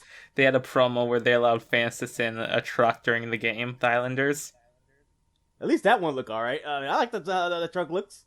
Yeah, I mean, you can't do it as like a mascot, though. For obvious reasons. You can't have a truck as a mascot. Oh my god, random question. You know the people, like, you know, when it's like break time, when they go like halftime break or anything like that in like hockey, or I don't know what it's called in hockey terms. Intermission. And you know those, yeah, the intermission. And you know those people who drives the freaking thing, that big, I forgot. Zamboni? Like, yeah, the Zamboni. And they like, is there like any moments, is there like a signature mascot of a Zamboni that people go, whoa, it's our favorite Zamboni guy? And he just like goes around, just waves around, just clean the whole hockey field or something? Not really. Oh, there gotta be a signature one, like one that everybody gotta know. The only thing I can think of is there's a story in 2019 where the in hockey you have a backup goalie, because if your goalie gets injured, you're not going to dress a regular player like a defenseman as a goalie. You need a backup goalie. Yeah. So what happens if both of these goalies gets injured? They get the Zamboni guy. I'm getting to that. Usually you don't. Of course, that's a fucking first result. You get an emergency goalie.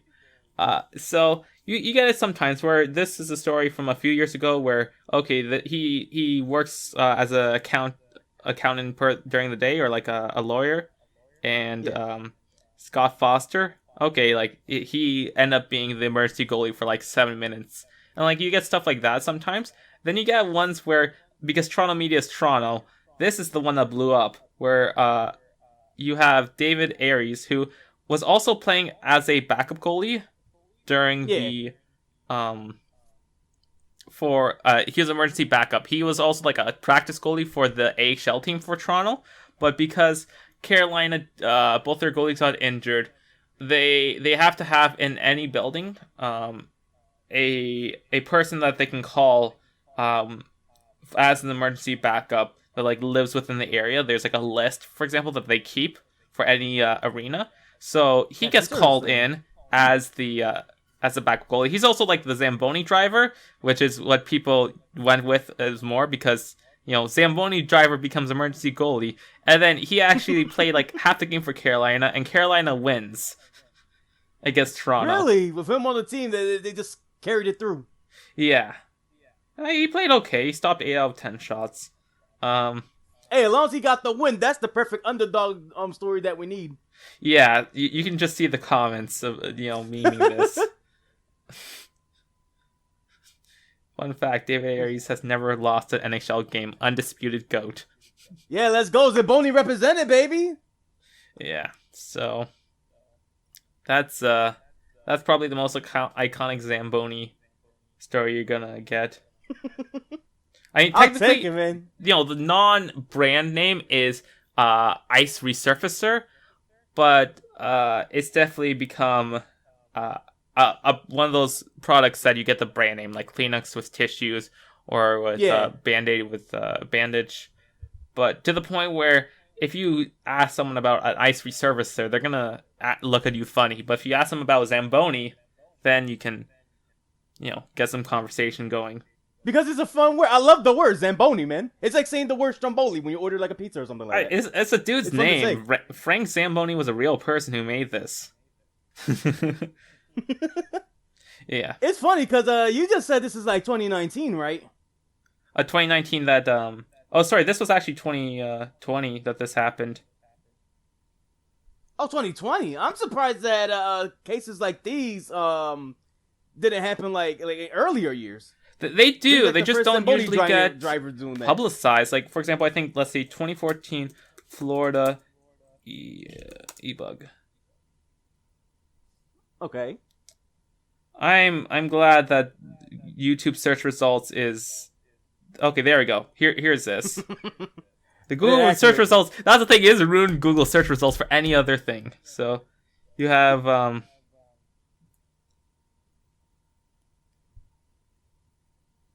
How do I mute the entire freaking browser?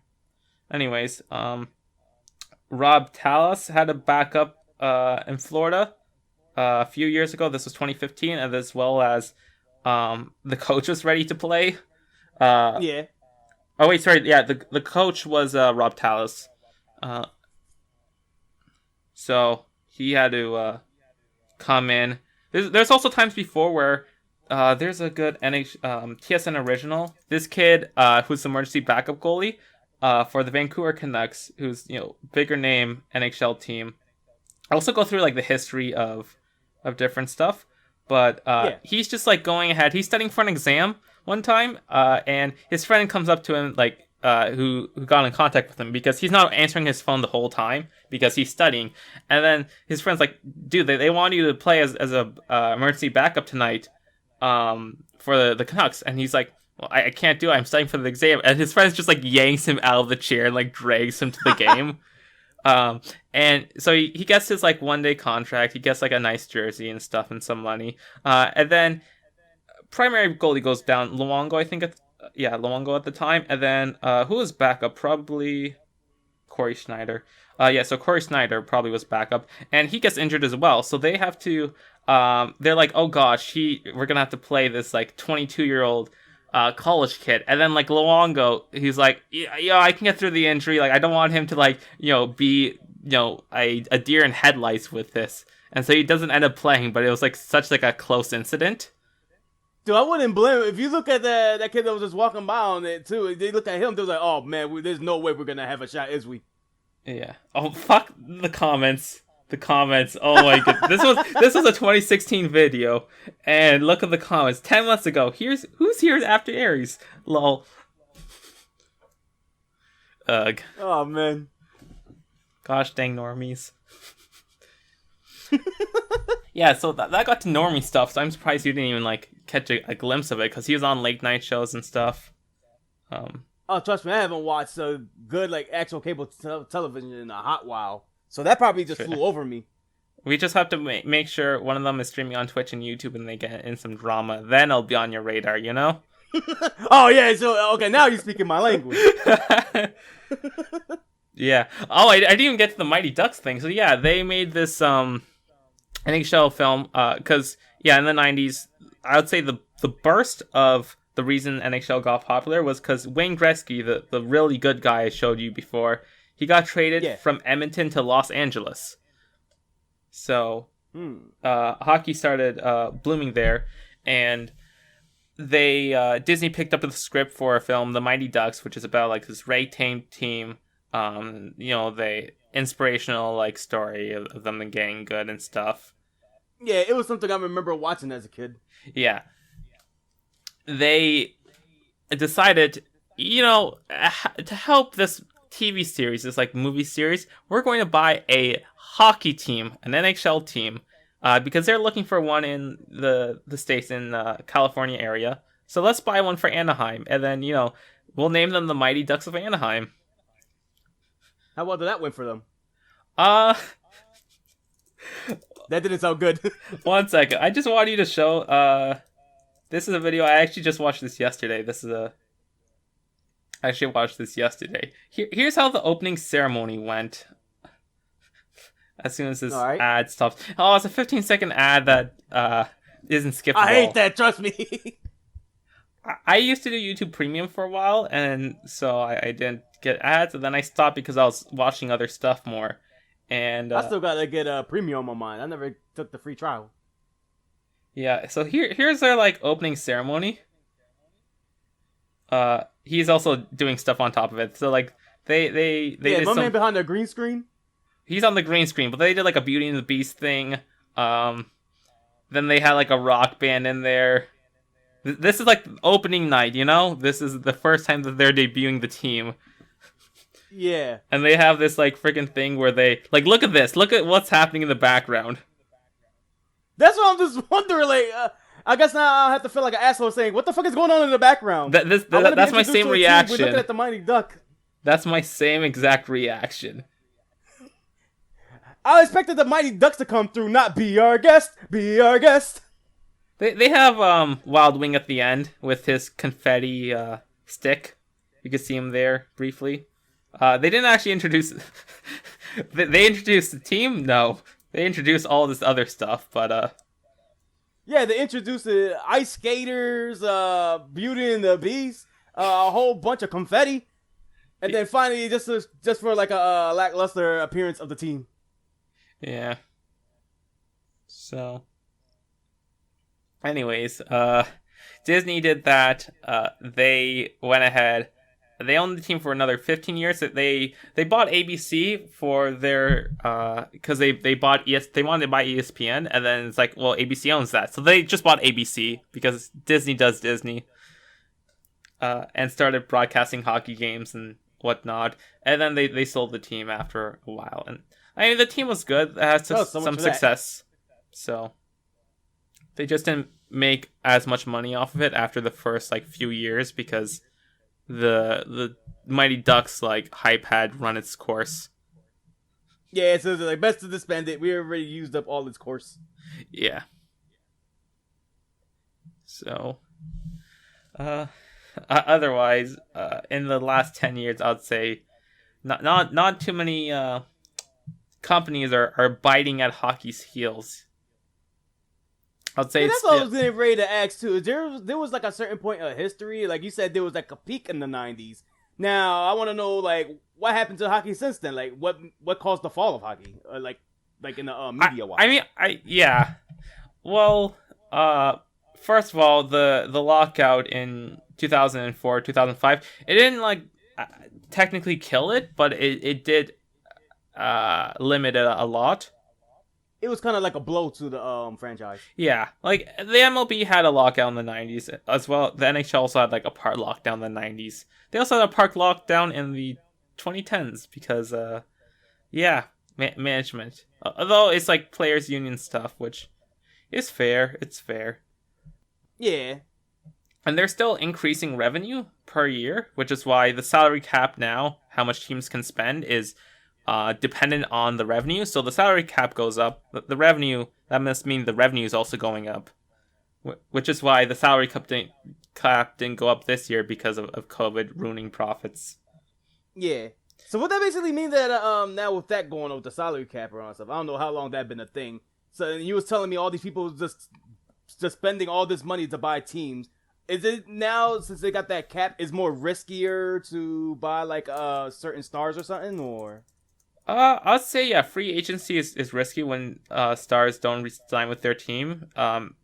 It's definitely riskier because, especially the goalies. Goalies is a whole crapshoot of contracts.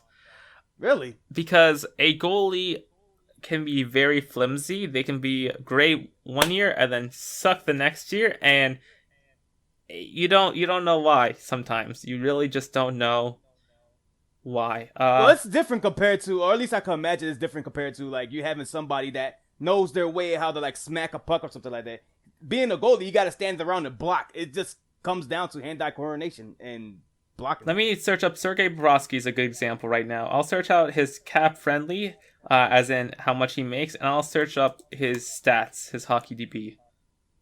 And let's do a side by side comparison of this.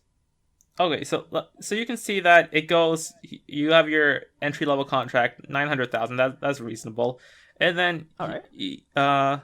we'll compare the first few years in the league. He does pretty well. Like those are some really good numbers. He starts off a little sluggish, and then gets some good numbers here. So then they say, okay, we'll make him. Well, specifically, they sign the contract usually a year early. So, oh no, never mind. Sorry, this one was actually signed right after his entry level contract expired, and then now he has a standard RFA contract, which means he's restricted, which means the team still has like a lot of his rights, so they can wait until the deadline to sign him. So after this season, okay, he had one really good season during a short and locked out season, so we'll give him some more money. We won't give him a ton of money. So 2 years later, he posts again, like he posts a .932 the season right before he got like the next contract, and then he points a .923 and .918, which are very good. So they think, okay, he can be he's consistent, so let's give him a little bit more money and a little bit longer until he gets his unrestricted free agent. So that makes sense. The better he performs, the more he'll get. Yeah. So the next 4 years go, and he plays really well. He has another Vezina season, like a .931, .921, .913. So a little shaky at the end, but he thinks everyone thinks he's still good. So he goes to the free market, and the free market, if you want to offer someone a reasonable contract, someone will offer them a less reasonable contract with more money. So it's a competition for these people. And now you have Florida, who signed him for $10 million, and Jesus, what did he get last season? He had a .900 save percentage, which is worse than basically every single one of his seasons. Yeah, compared to the rest of those numbers. Except his first. So, funny enough, now Florida actually has some really good goalies in the pipeline, so they might actually not even play Bobrovsky in a few years, and they'll still be on the hook for $10 million. God damn. Yeah, so that's an example. That's not like a solid deal from them, then. Yeah, like even I would say Henrik Lundqvist was a good example of a solid contract where he definitely performed consistently, and he was still making good money. And you have someone like Carey Price, I feel like is a media darling, even though I would say that he's good, but he's not consistently great. If you look at his stats and you looked at Bobrovsky's stats before, they don't look too different. Like if we're looking at like save percentage, or we're looking at the shots faced. If we look at these, what was that, like the 3000s? Okay, maybe he has a little more shots faced. And he gets paid $10.5 million, so that's even more than Bobrovsky's latest contract. Jesus Christ. Yeah. So, and there are some good seasons in there. There are some really good seasons, and then there's some, I'd say not great seasons in there. He's basically getting more for less. Less for more, I'd say. Yeah, I guess. Yeah. And this is like a point of mine, but in the EA NHL games, he's still the highest rated goalie, despite him not being the highest rated goalie in the league for years, because the NHL EA has a monopoly on the NHL games, and they don't have like a physical monopoly like the Madden, where they literally buy out the license. They're the only one who can. But for the NHL, the other competitor died off years ago, so they don't have to try as hard, which means their games don't really improve over time. So, They keep Carey Price still as the quote unquote top goalie. So Yeah, top guy, the face. yeah, whenever they do the goalie, um, and yeah, I mean he's good, but he's not like I don't think he's not getting in the Hall of Fame. Henrik Lundqvist has a shot for Hall of Fame. Carey Price and okay, maybe because why you gotta dash his hopes like that? He has he do want to be in the Hall of Fame. Good international career. I would say that in 2014, his performance with Team Canada is the best goalie performance I've ever seen in a Olympic Games. All right, but again, that was part of his few year peak. That's also when he got his Vezina. And there are similar goalies who had peaks. Like let's say I mentioned Corey Schneider before. Corey Schneider had an incredible peak in the early to mid 2010s and is now absolute dog shit. Even more dog shit than Price. Like we look at that. Look at this. 0.929, 0.936, 0.927, 0.921, 0.925, 0.924. Like these are very good numbers. And then he just drops off at the end. And I'd say he had more good seasons than Price did. But yet he's regarded as fallen and he has no chance, whereas Price is regarded as this sometimes godlike. So yeah, it's the media also shapes stories as well. That's why there's some good hockey storylines, but then also the media likes to keep on storylines even if they don't make sense anymore. Yeah, sounds about right. Yeah. So, we've been going for a good hour and a half. So, really, it feels like it only been 30 minutes to me. Have we really been going on for that long? Yeah. Hell, I've been having a blast on this so far. Yeah, I can keep going in terms of because this episode I want to cover a lot more past stuff, and then the next episode I want to cover a lot more of the present. Although I did dip into the present a bit now, where I also at some point I have a few more stories I want to tell, and then I'll get to quote unquote your homework for next episode. Homework? Oh God, I didn't sign up for this. If we're going to financials, there's a lot of shady stuff with owners and managers. There's I'd say the Maple Leafs. I just want to see. There's probably a Wikipedia article that does a very good job at describing Harold Ballard, who he did so much greedy shit as the owners of the Maple Leafs, and his legacy kind of also influenced how the Leafs were run for a while. So, criminal trial. Okay, 49 counts of fraud, theft, tax evasion, funding Maple Leaf Gardens for his home, team management. Oh yeah, there's some stuff like Daryl Sittler was a great Leafs player, then he got shortchanged, so he left for other stuff. The goalie who helped the Flyers in the 70s, he was originally Flyers, and he got traded to Toronto, and then they didn't pay him well, so he just went ahead and screwed off onto the WHA. Bernie Perron.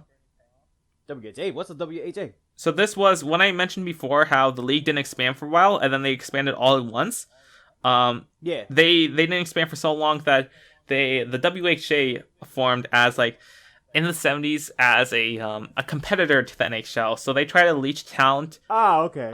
For example, they got Bobby Hull, who was one of the greatest goal scorers of all time.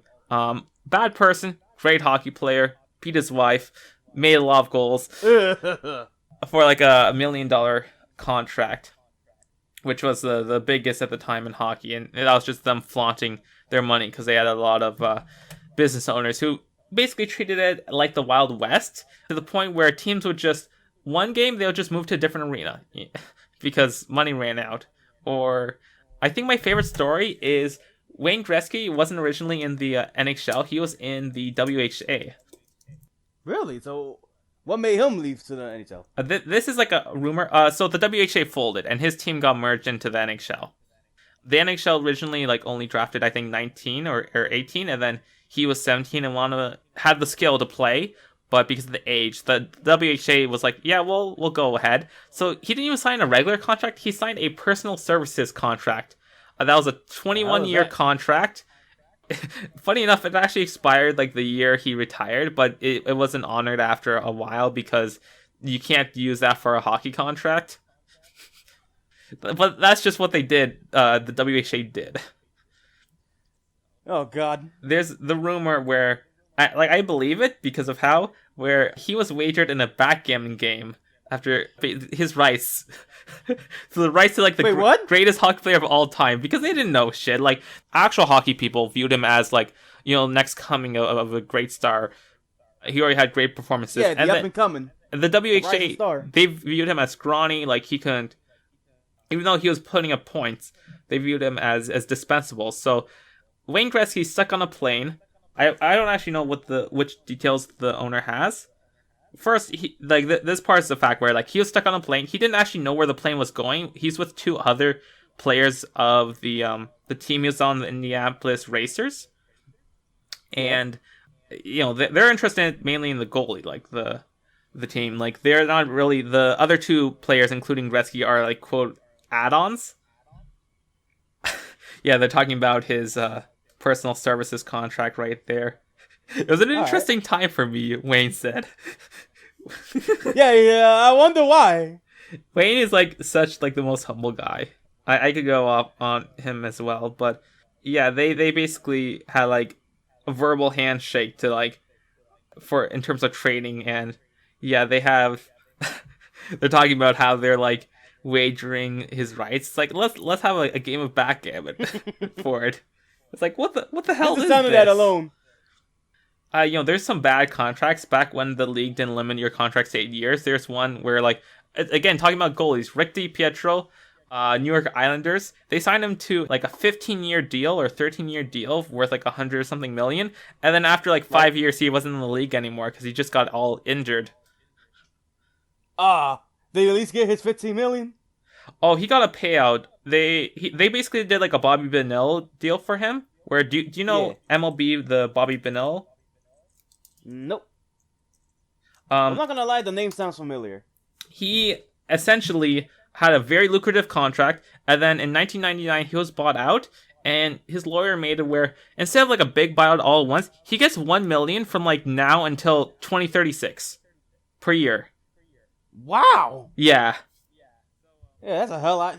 So Rick DiPietro got a similar thing. It's no Bobby Bonilla. Yeah. Yeah, look, I'm just skimming through this right now. Sorry, it's not $1 million. It's $1,193,248.20. So basically close to $2 million. That is much closer to $1 million than $2 million. But goddamn. 1.2 million. Yeah, from now until 2035. So ridiculous. So freaking ridiculous. This wasn't even the story I was going for. I completely. All right, Harold Ballard, a scam artist. Yeah, that's right. While I'm on it, let's go over a current scam artist, who is. Oh gosh, I'm confusing names because the Ottawa Senators. Ooh, buckle up, hockey fans. We're going controversial here now. Now I'm interested. So Eugene Melnyk. So he runs the Ottawa Senators, and most teams they're struggling to like keep under the cap. Where the Ottawa Senators, they are struggling to be above the floor because you have to spend a certain amount of money per year on your roster. Right. There's a ceiling and a floor. Most people don't worry about the floor, but Eugene Melnyk has like a history of fund embezzlement. He made a charity organization for like the Ottawa Senators, and then the Ottawa Senators, all the money just basically funneled in to his own stuff. $1 million of revenue, and basically only 5,000 actually went into the charity. Wait, so where did the rest of the money go? Quote, fundraising costs and management and administration. What is even that supposed to mean? Exactly.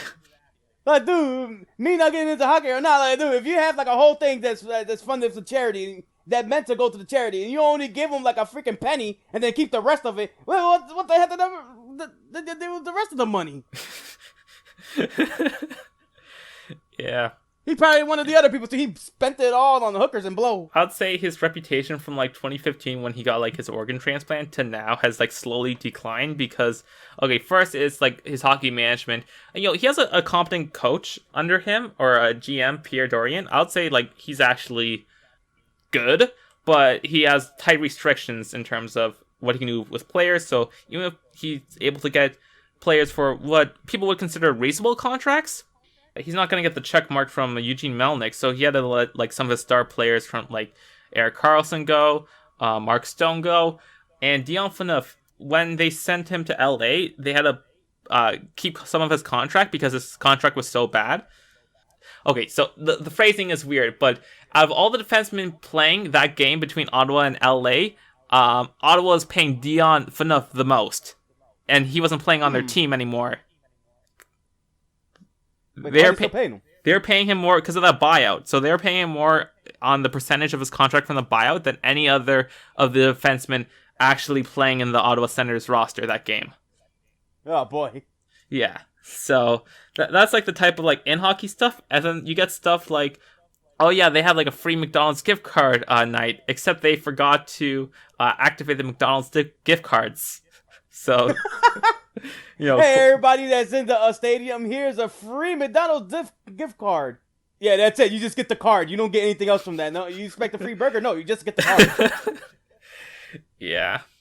So there's like a famous story where back when the Beatles were a thing, they were touring countries, in Maple Leaf Gardens was also a concert venue. So he owned this, and he actually set the heating so high, like where the band members and the audience were sweating so that they could sell more drinks.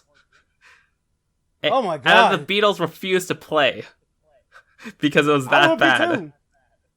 Like, if you're a freaking hockey coach and all that stuff, and you're making like a whole like a event, especially with the Beatles coming around, how are you gonna turn up the heat so they can buy more like lemonade? Yeah. Another story that comes tonight. One, the Tampa Bay Lightning was actually a Yakuza front scheme. Huh? So yeah, they got mysterious owners from Japan, and initially they had Phil Esposito, who at the time was a very famous hockey player, but also was doing publicity stunts to get this Tampa Bay Lightning, this expansion team from the 90s, up and running. So they had okay, we'll have the female goaltender in the exhibition game. We're not going to actually play them in the actual stuff, but anything for publicity.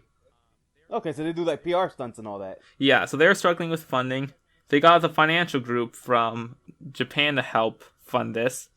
And essentially, they basically... the reason they got the money is from Yakuza stuff. Did it run into any problem with the mob, with the Yakuza? I don't actually know. I mean, it's part of, quote, conspiracy theories. There's stuff that's like definitely like very much not conspiracy theory. Most of these are like draft lottery stuff. Looks like we want to find out more about the Yakuza. We gotta wait for part 2 on the next episode. Yeah. Quote, there's a really, really strong chance it's legitimate, and I don't often buy into these theories. But there's no, nothing really concrete came out of it. There's one that's very concrete. John Spano, he was a businessman, maybe worth a couple $100,000, and by lying and because of the 90s, economy's doing well, so he's just getting these loans from major companies because he's like in a boys club where like, he golfs with rich financial people, so he gets their word that like, he's a good guy. He knows so he gets like $80 million loan from Bank A, and it's like, okay, I'll buy the New York Islanders because they're looking for an owner. Meanwhile, he has none of this. This is all loans, and like got the city to build an arena and was going to use that arena to fund the stuff. And then like the cracks started showing, but for like a few months he actually owned the Islanders, like straight up. All the paperwork got passed. They removed all the bounces and checks for him. It's crazy. There's a good ESPN 30 for 30 on John Spano. Such a fraudster. Yeah, it's called Big Shot. Is it actually available? Oh, you have to pay for it. Which I clearly did when watching it. Well, it's time to open up a Patreon if you want to see this. The stretch goal. Yeah. Yeah, no, the league just has so many, gosh, so much dumb shit. And this is fun shit. There's also like, you go back to like the 30s. There's like racist shit like, oh, I'll take this player if I could turn him white.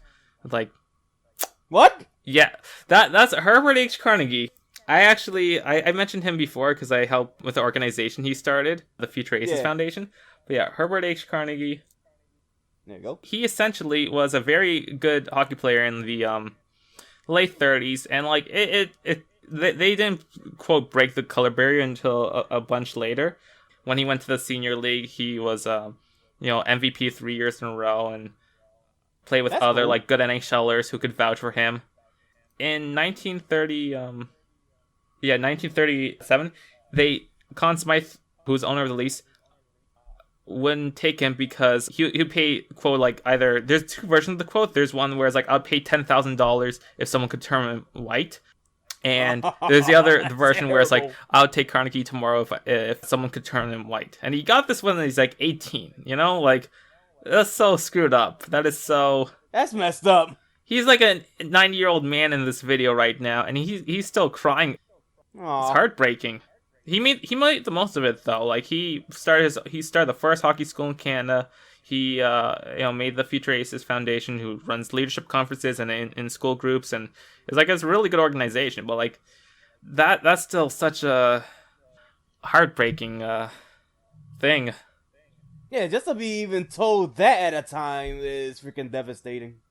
Yeah, it definitely come a long way, but still some progress to go, especially in like the minor leagues. You'll still get racist comments from people here and there, and more people are standing up to it now, which is good. But there's definitely a boys' locker room culture that definitely doesn't reward vulnerability.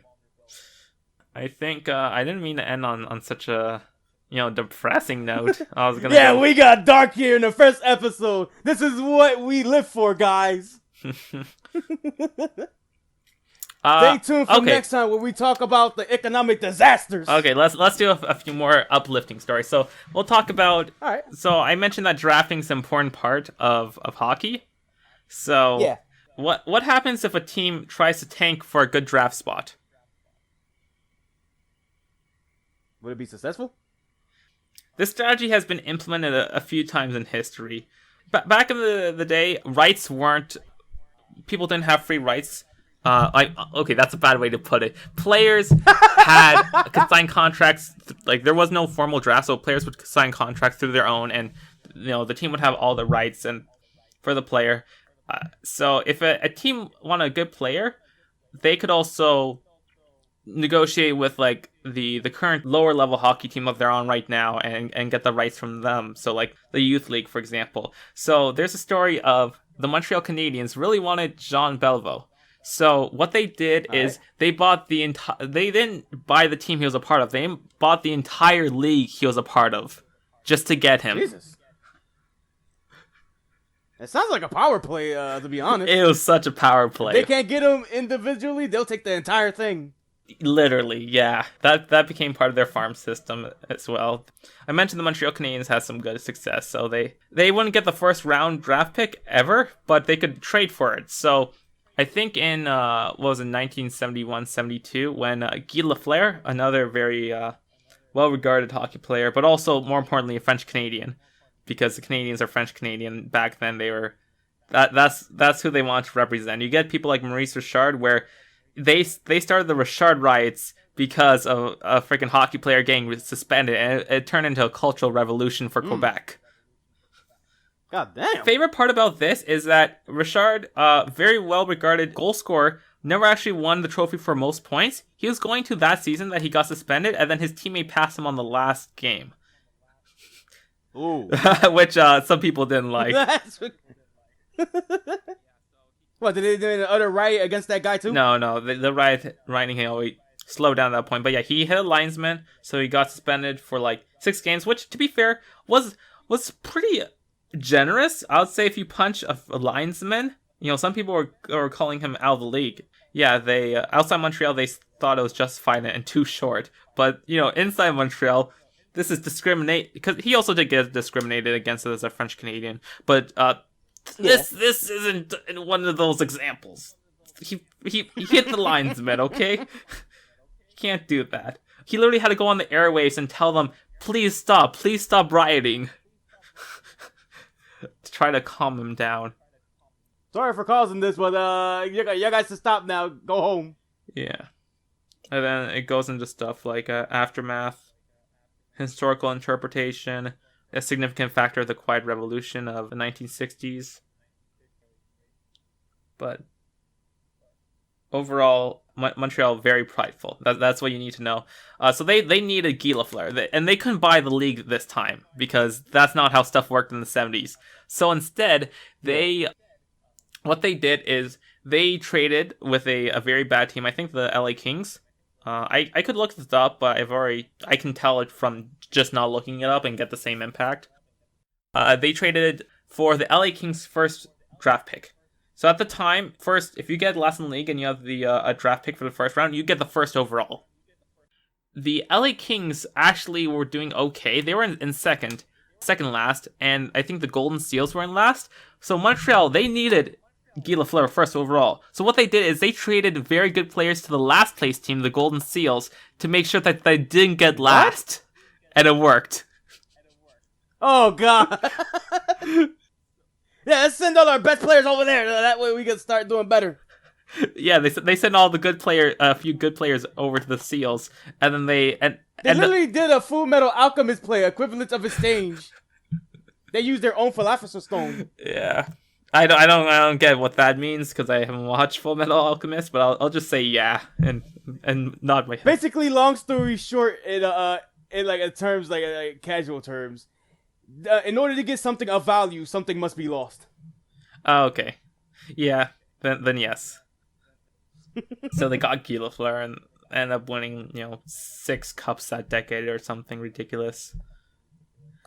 Like they have, so there's the term dynasty in the NHL, and Montreal was so good that the only thing that separates a dynasty, their 50s dynasty, from their 60s dynasty to their 70s dynasty is literally 1 year.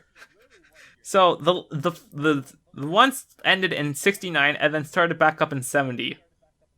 Wait a minute. Why is there one below than the one on top? So we're talking about streaks. Like no of them had passed 30. The 1 year in this entire what would be considered a 46 season stretch, if they made the playoffs that year, was they had 1 year where they lost the last game, and because they lost the last game and they didn't get enough goals that game, they missed the playoffs by like 1 game, like 4 goals basically. And if they got that they would be in the playoffs, and then they would have a 46 season streak of being in the friggin' playoffs.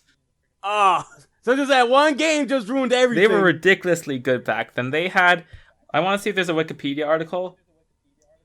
Okay, there's not a good thing right now, but I'll just tell you. Okay, so like let's say I think when I'm looking at it, the second longest streak of one team winning against another team in the playoffs is like probably 6 with like Montreal against Toronto. The longest one is 18, as in between like 1948 and 1988. The Montreal Canadiens, whenever they faced the Boston Bruins in the playoffs, which they faced 18 times, and each of those 18 times Montreal won. Wow. You talk about rivalries. That's a hell of a streak. Boston hates Montreal with a passion, and for good reason. Yeah, they won 18 times in a row. Yeah, like Montreal had so much success that since they became a franchise in 1909, their longest drought without a Stanley Cup until the year 2000. We're talking about like last century, because this century not too great. Last century, their longest drought was 13 years between 1931 and 1944, and the second longest drought was only 7 years. So within that entire century, besides one time, you could expect like a Stanley Cup. Oh, they won one Stanley Cup this year. Okay, they'll win at least another one within the next 7 years. Well, the next century.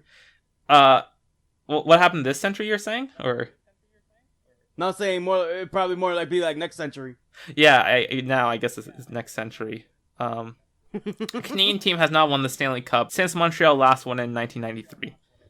which is statistically very, very unlikely. And there's been a lot of Canadian NHL teams in the finals, like 5. There's a good stretch where there's a different Canadian team every year. Like in 04, Calgary lost in the finals. 06, Edmonton was 06, and then 07 was Ottawa, who lost in the finals. So, and then Vancouver also lost twice in the finals, and they righted both times afterwards because it was Game 7 loss. So, yeah. Back to the draft pick thing, tangents. There's also a good story of, so I say Gretzky's greatest player of all time. Lemieux, people would argue, second greatest of all time. So Lemieux is coming up the 1984 draft. You're an NHL team. You're the Pittsburgh Penguins, and you're thinking, wow, we're doing really bad, but we're not doing bad enough to get him. Let's trade away all of our good players and actively tank for Lemieux. How well did that end up? It worked. It worked. So trading everybody away just to get that one guy and more, they actually worked and actually succeeded. Yeah, and they have since, quote, patched this strategy because in the 2010s, the Edmonton Oilers got 4 first round draft picks in 6 years, including 3 consecutive, because they were just doing that bad. So the NHL finally decided, okay, instead of you automatically getting the first round draft pick, the worse you do, the more likely you are to get the first round draft pick. But it's a lottery.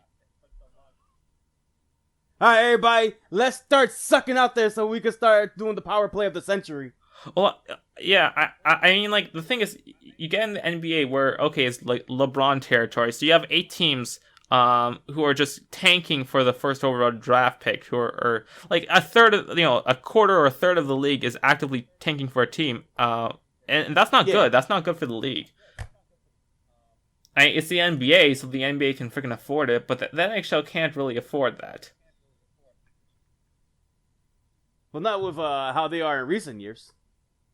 No, because you don't get you get some like good European coverage for NHL, but the European market, I would say, like, it's not really big compared to like the United States or some China stuff. Yeah, they have since patched this exploit in version 2014, I think, is when they implemented the patch. The patch. Yes. Is that they come up with like DLC and everything like that? Yeah. If you ever go through like a hockey rulebook and you just look at like, okay, what's the freaking knucklehead who we had to put this rule in against? Yes. Sometimes though you'll have an incident and then you'll have, okay, we're changing the rules, and like, it's like you can point at that.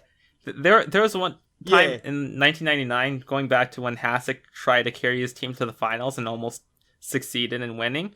The game-winning goal and triple overtime, there's a rule in the league where, because they wanted to protect goalies a bit more in the 90s, so they said, okay, you can't do certain things if you're a player in the crease. The crease is like that blue area where goalies can move around in. So like a crease, you see this? Like, this blue area here. Yeah. Oh, that's an older picture, but it gets the job done. That's like the zone that they could just skate around in. Yeah. I'm looking for one with a trapezoid, because if we're talking about rules as implement my stuff, people got paranoid so much about Durr handling the puck as a goalie that they implemented the trapezoid, where you can't handle the puck on the corners. You can only handle it in here. And the thing is, if you're looking at footage of Brodeur back in the day, he really didn't go in these corners much. He would get the puck well before the corners. Or sorry, Marty Turco did a little more of the corners, but Brodeur really not. But they called it the Marty rule. They had, so you couldn't score while your foot was in the crease. And then they did an amendment right before the playoffs, but they didn't actually publicly announce it, where, okay, you can score in the crease if you're in the playoffs, if your foot's in the crease, only if you had possession of the puck before you enter the crease. And so they didn't publicly announce it. They were waiting until next season to put in the rule books. So what do you think could go wrong? What's the worst case scenario here?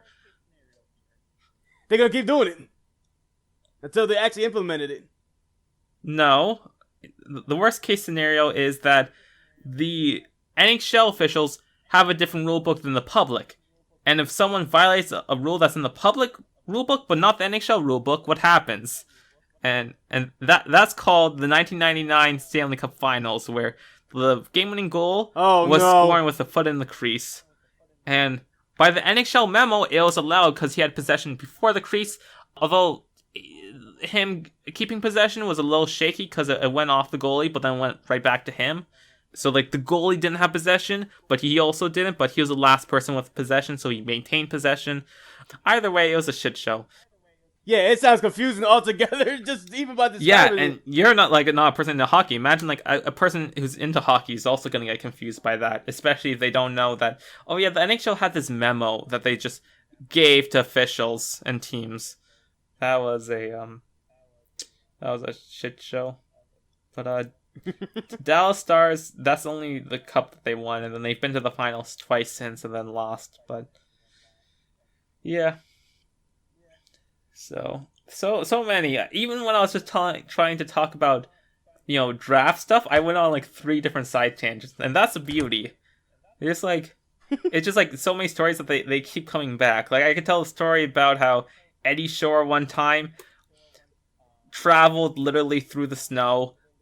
This is on a side note. I just like how we how you just say there's so many stories that we talk about. The tabs prove it all. How many tabs do we got open? Oh, right I now? closed a bunch of them before, and then we still got a whole bunch. And there's like the stuff like, oh man, some people challenging for the Stanley Cup literally like rode there in like a wolf and sled. It's like that's a funny meme stuff, and that's fair. That did happen. They did throw the Stanley Cup once in the river and damage it. This one is in like 1929. He didn't make the train that he needed to get to his game, so instead he basically the train broke down, so he ran out of the platform and he got a taxi, and he's putting this taxi through, like, he's just giving him money, which was big money in the game. Yeah. He said, okay, drive 350 miles to Canada, go. Oh my god. He at one point had to fix the tire for him because it blew out, and it was like a blizzard. It was literally a blizzard. And so the cab at one point is like, I can't do this. So Eddie goes ahead, is like, okay, I'll drive the cab, and then just takes the driver's seat and goes. He just CTA'd it. He just hijacked it and just went. And then he's at the game. He's frostbite, and he's like, we can't let you play like this. Like, I literally just came all this way. I know I'm not like conditioned, but I'm here to freaking play. Give me like a 20-minute nap and I'll be good. Like, his eyes were bloodshot, his face frostbitten and windburned, his fingers bent and set like claws after gripping the steering wheel so long, and he couldn't walk straight. Dude, I'll be the same way too, I ain't gonna lie. He plays the entire game except two-man penalties that he's in the box, and then he freaking gets like the only goal for the game to win in 1-0. So all that they let him go in anyway, and he actually ended up scoring the winning goal. I love it. It's freaking, yeah. Now that's the story of a lifetime. Yeah. Also, fun fact, he had a teammate, really good Hall of Famer, but his name was Dit Clapper, which is a fun name. Yep. Okay, I'm gonna have to, I need to cut myself off, because we've been going to over 2 hours now. Hey, we could go for so long, we could just say, hey, we're just going to end the podcast from here. Welcome to part 2! Yeah. No, I'll probably, the focus of the next thing is more on the present, but I'll probably go into some tangents. So we'll talk about Mr. Clapper next time. The homework I wanted was, I want you, and you can pick any game. I don't know if you want to watch a New Jersey game or Philadelphia Flyers, but the season actually started a few days ago. And so they're playing... Oh, like the current season now? Okay. So, I want you to pick one game you want to watch. So, like, I'll pull up a schedule, Philadelphia Flyers schedule. So, like, they're facing Buffalo Monday and Tuesday at these are all like 7:30 p.m. Eastern time, so they're all like reasonable times. But I want you to pick one of these games, and like I'll go in Sunset, I'll go in Poolside, I'll stream it with you, and I'll watch it with you. And if you have any questions, you can ask and stuff.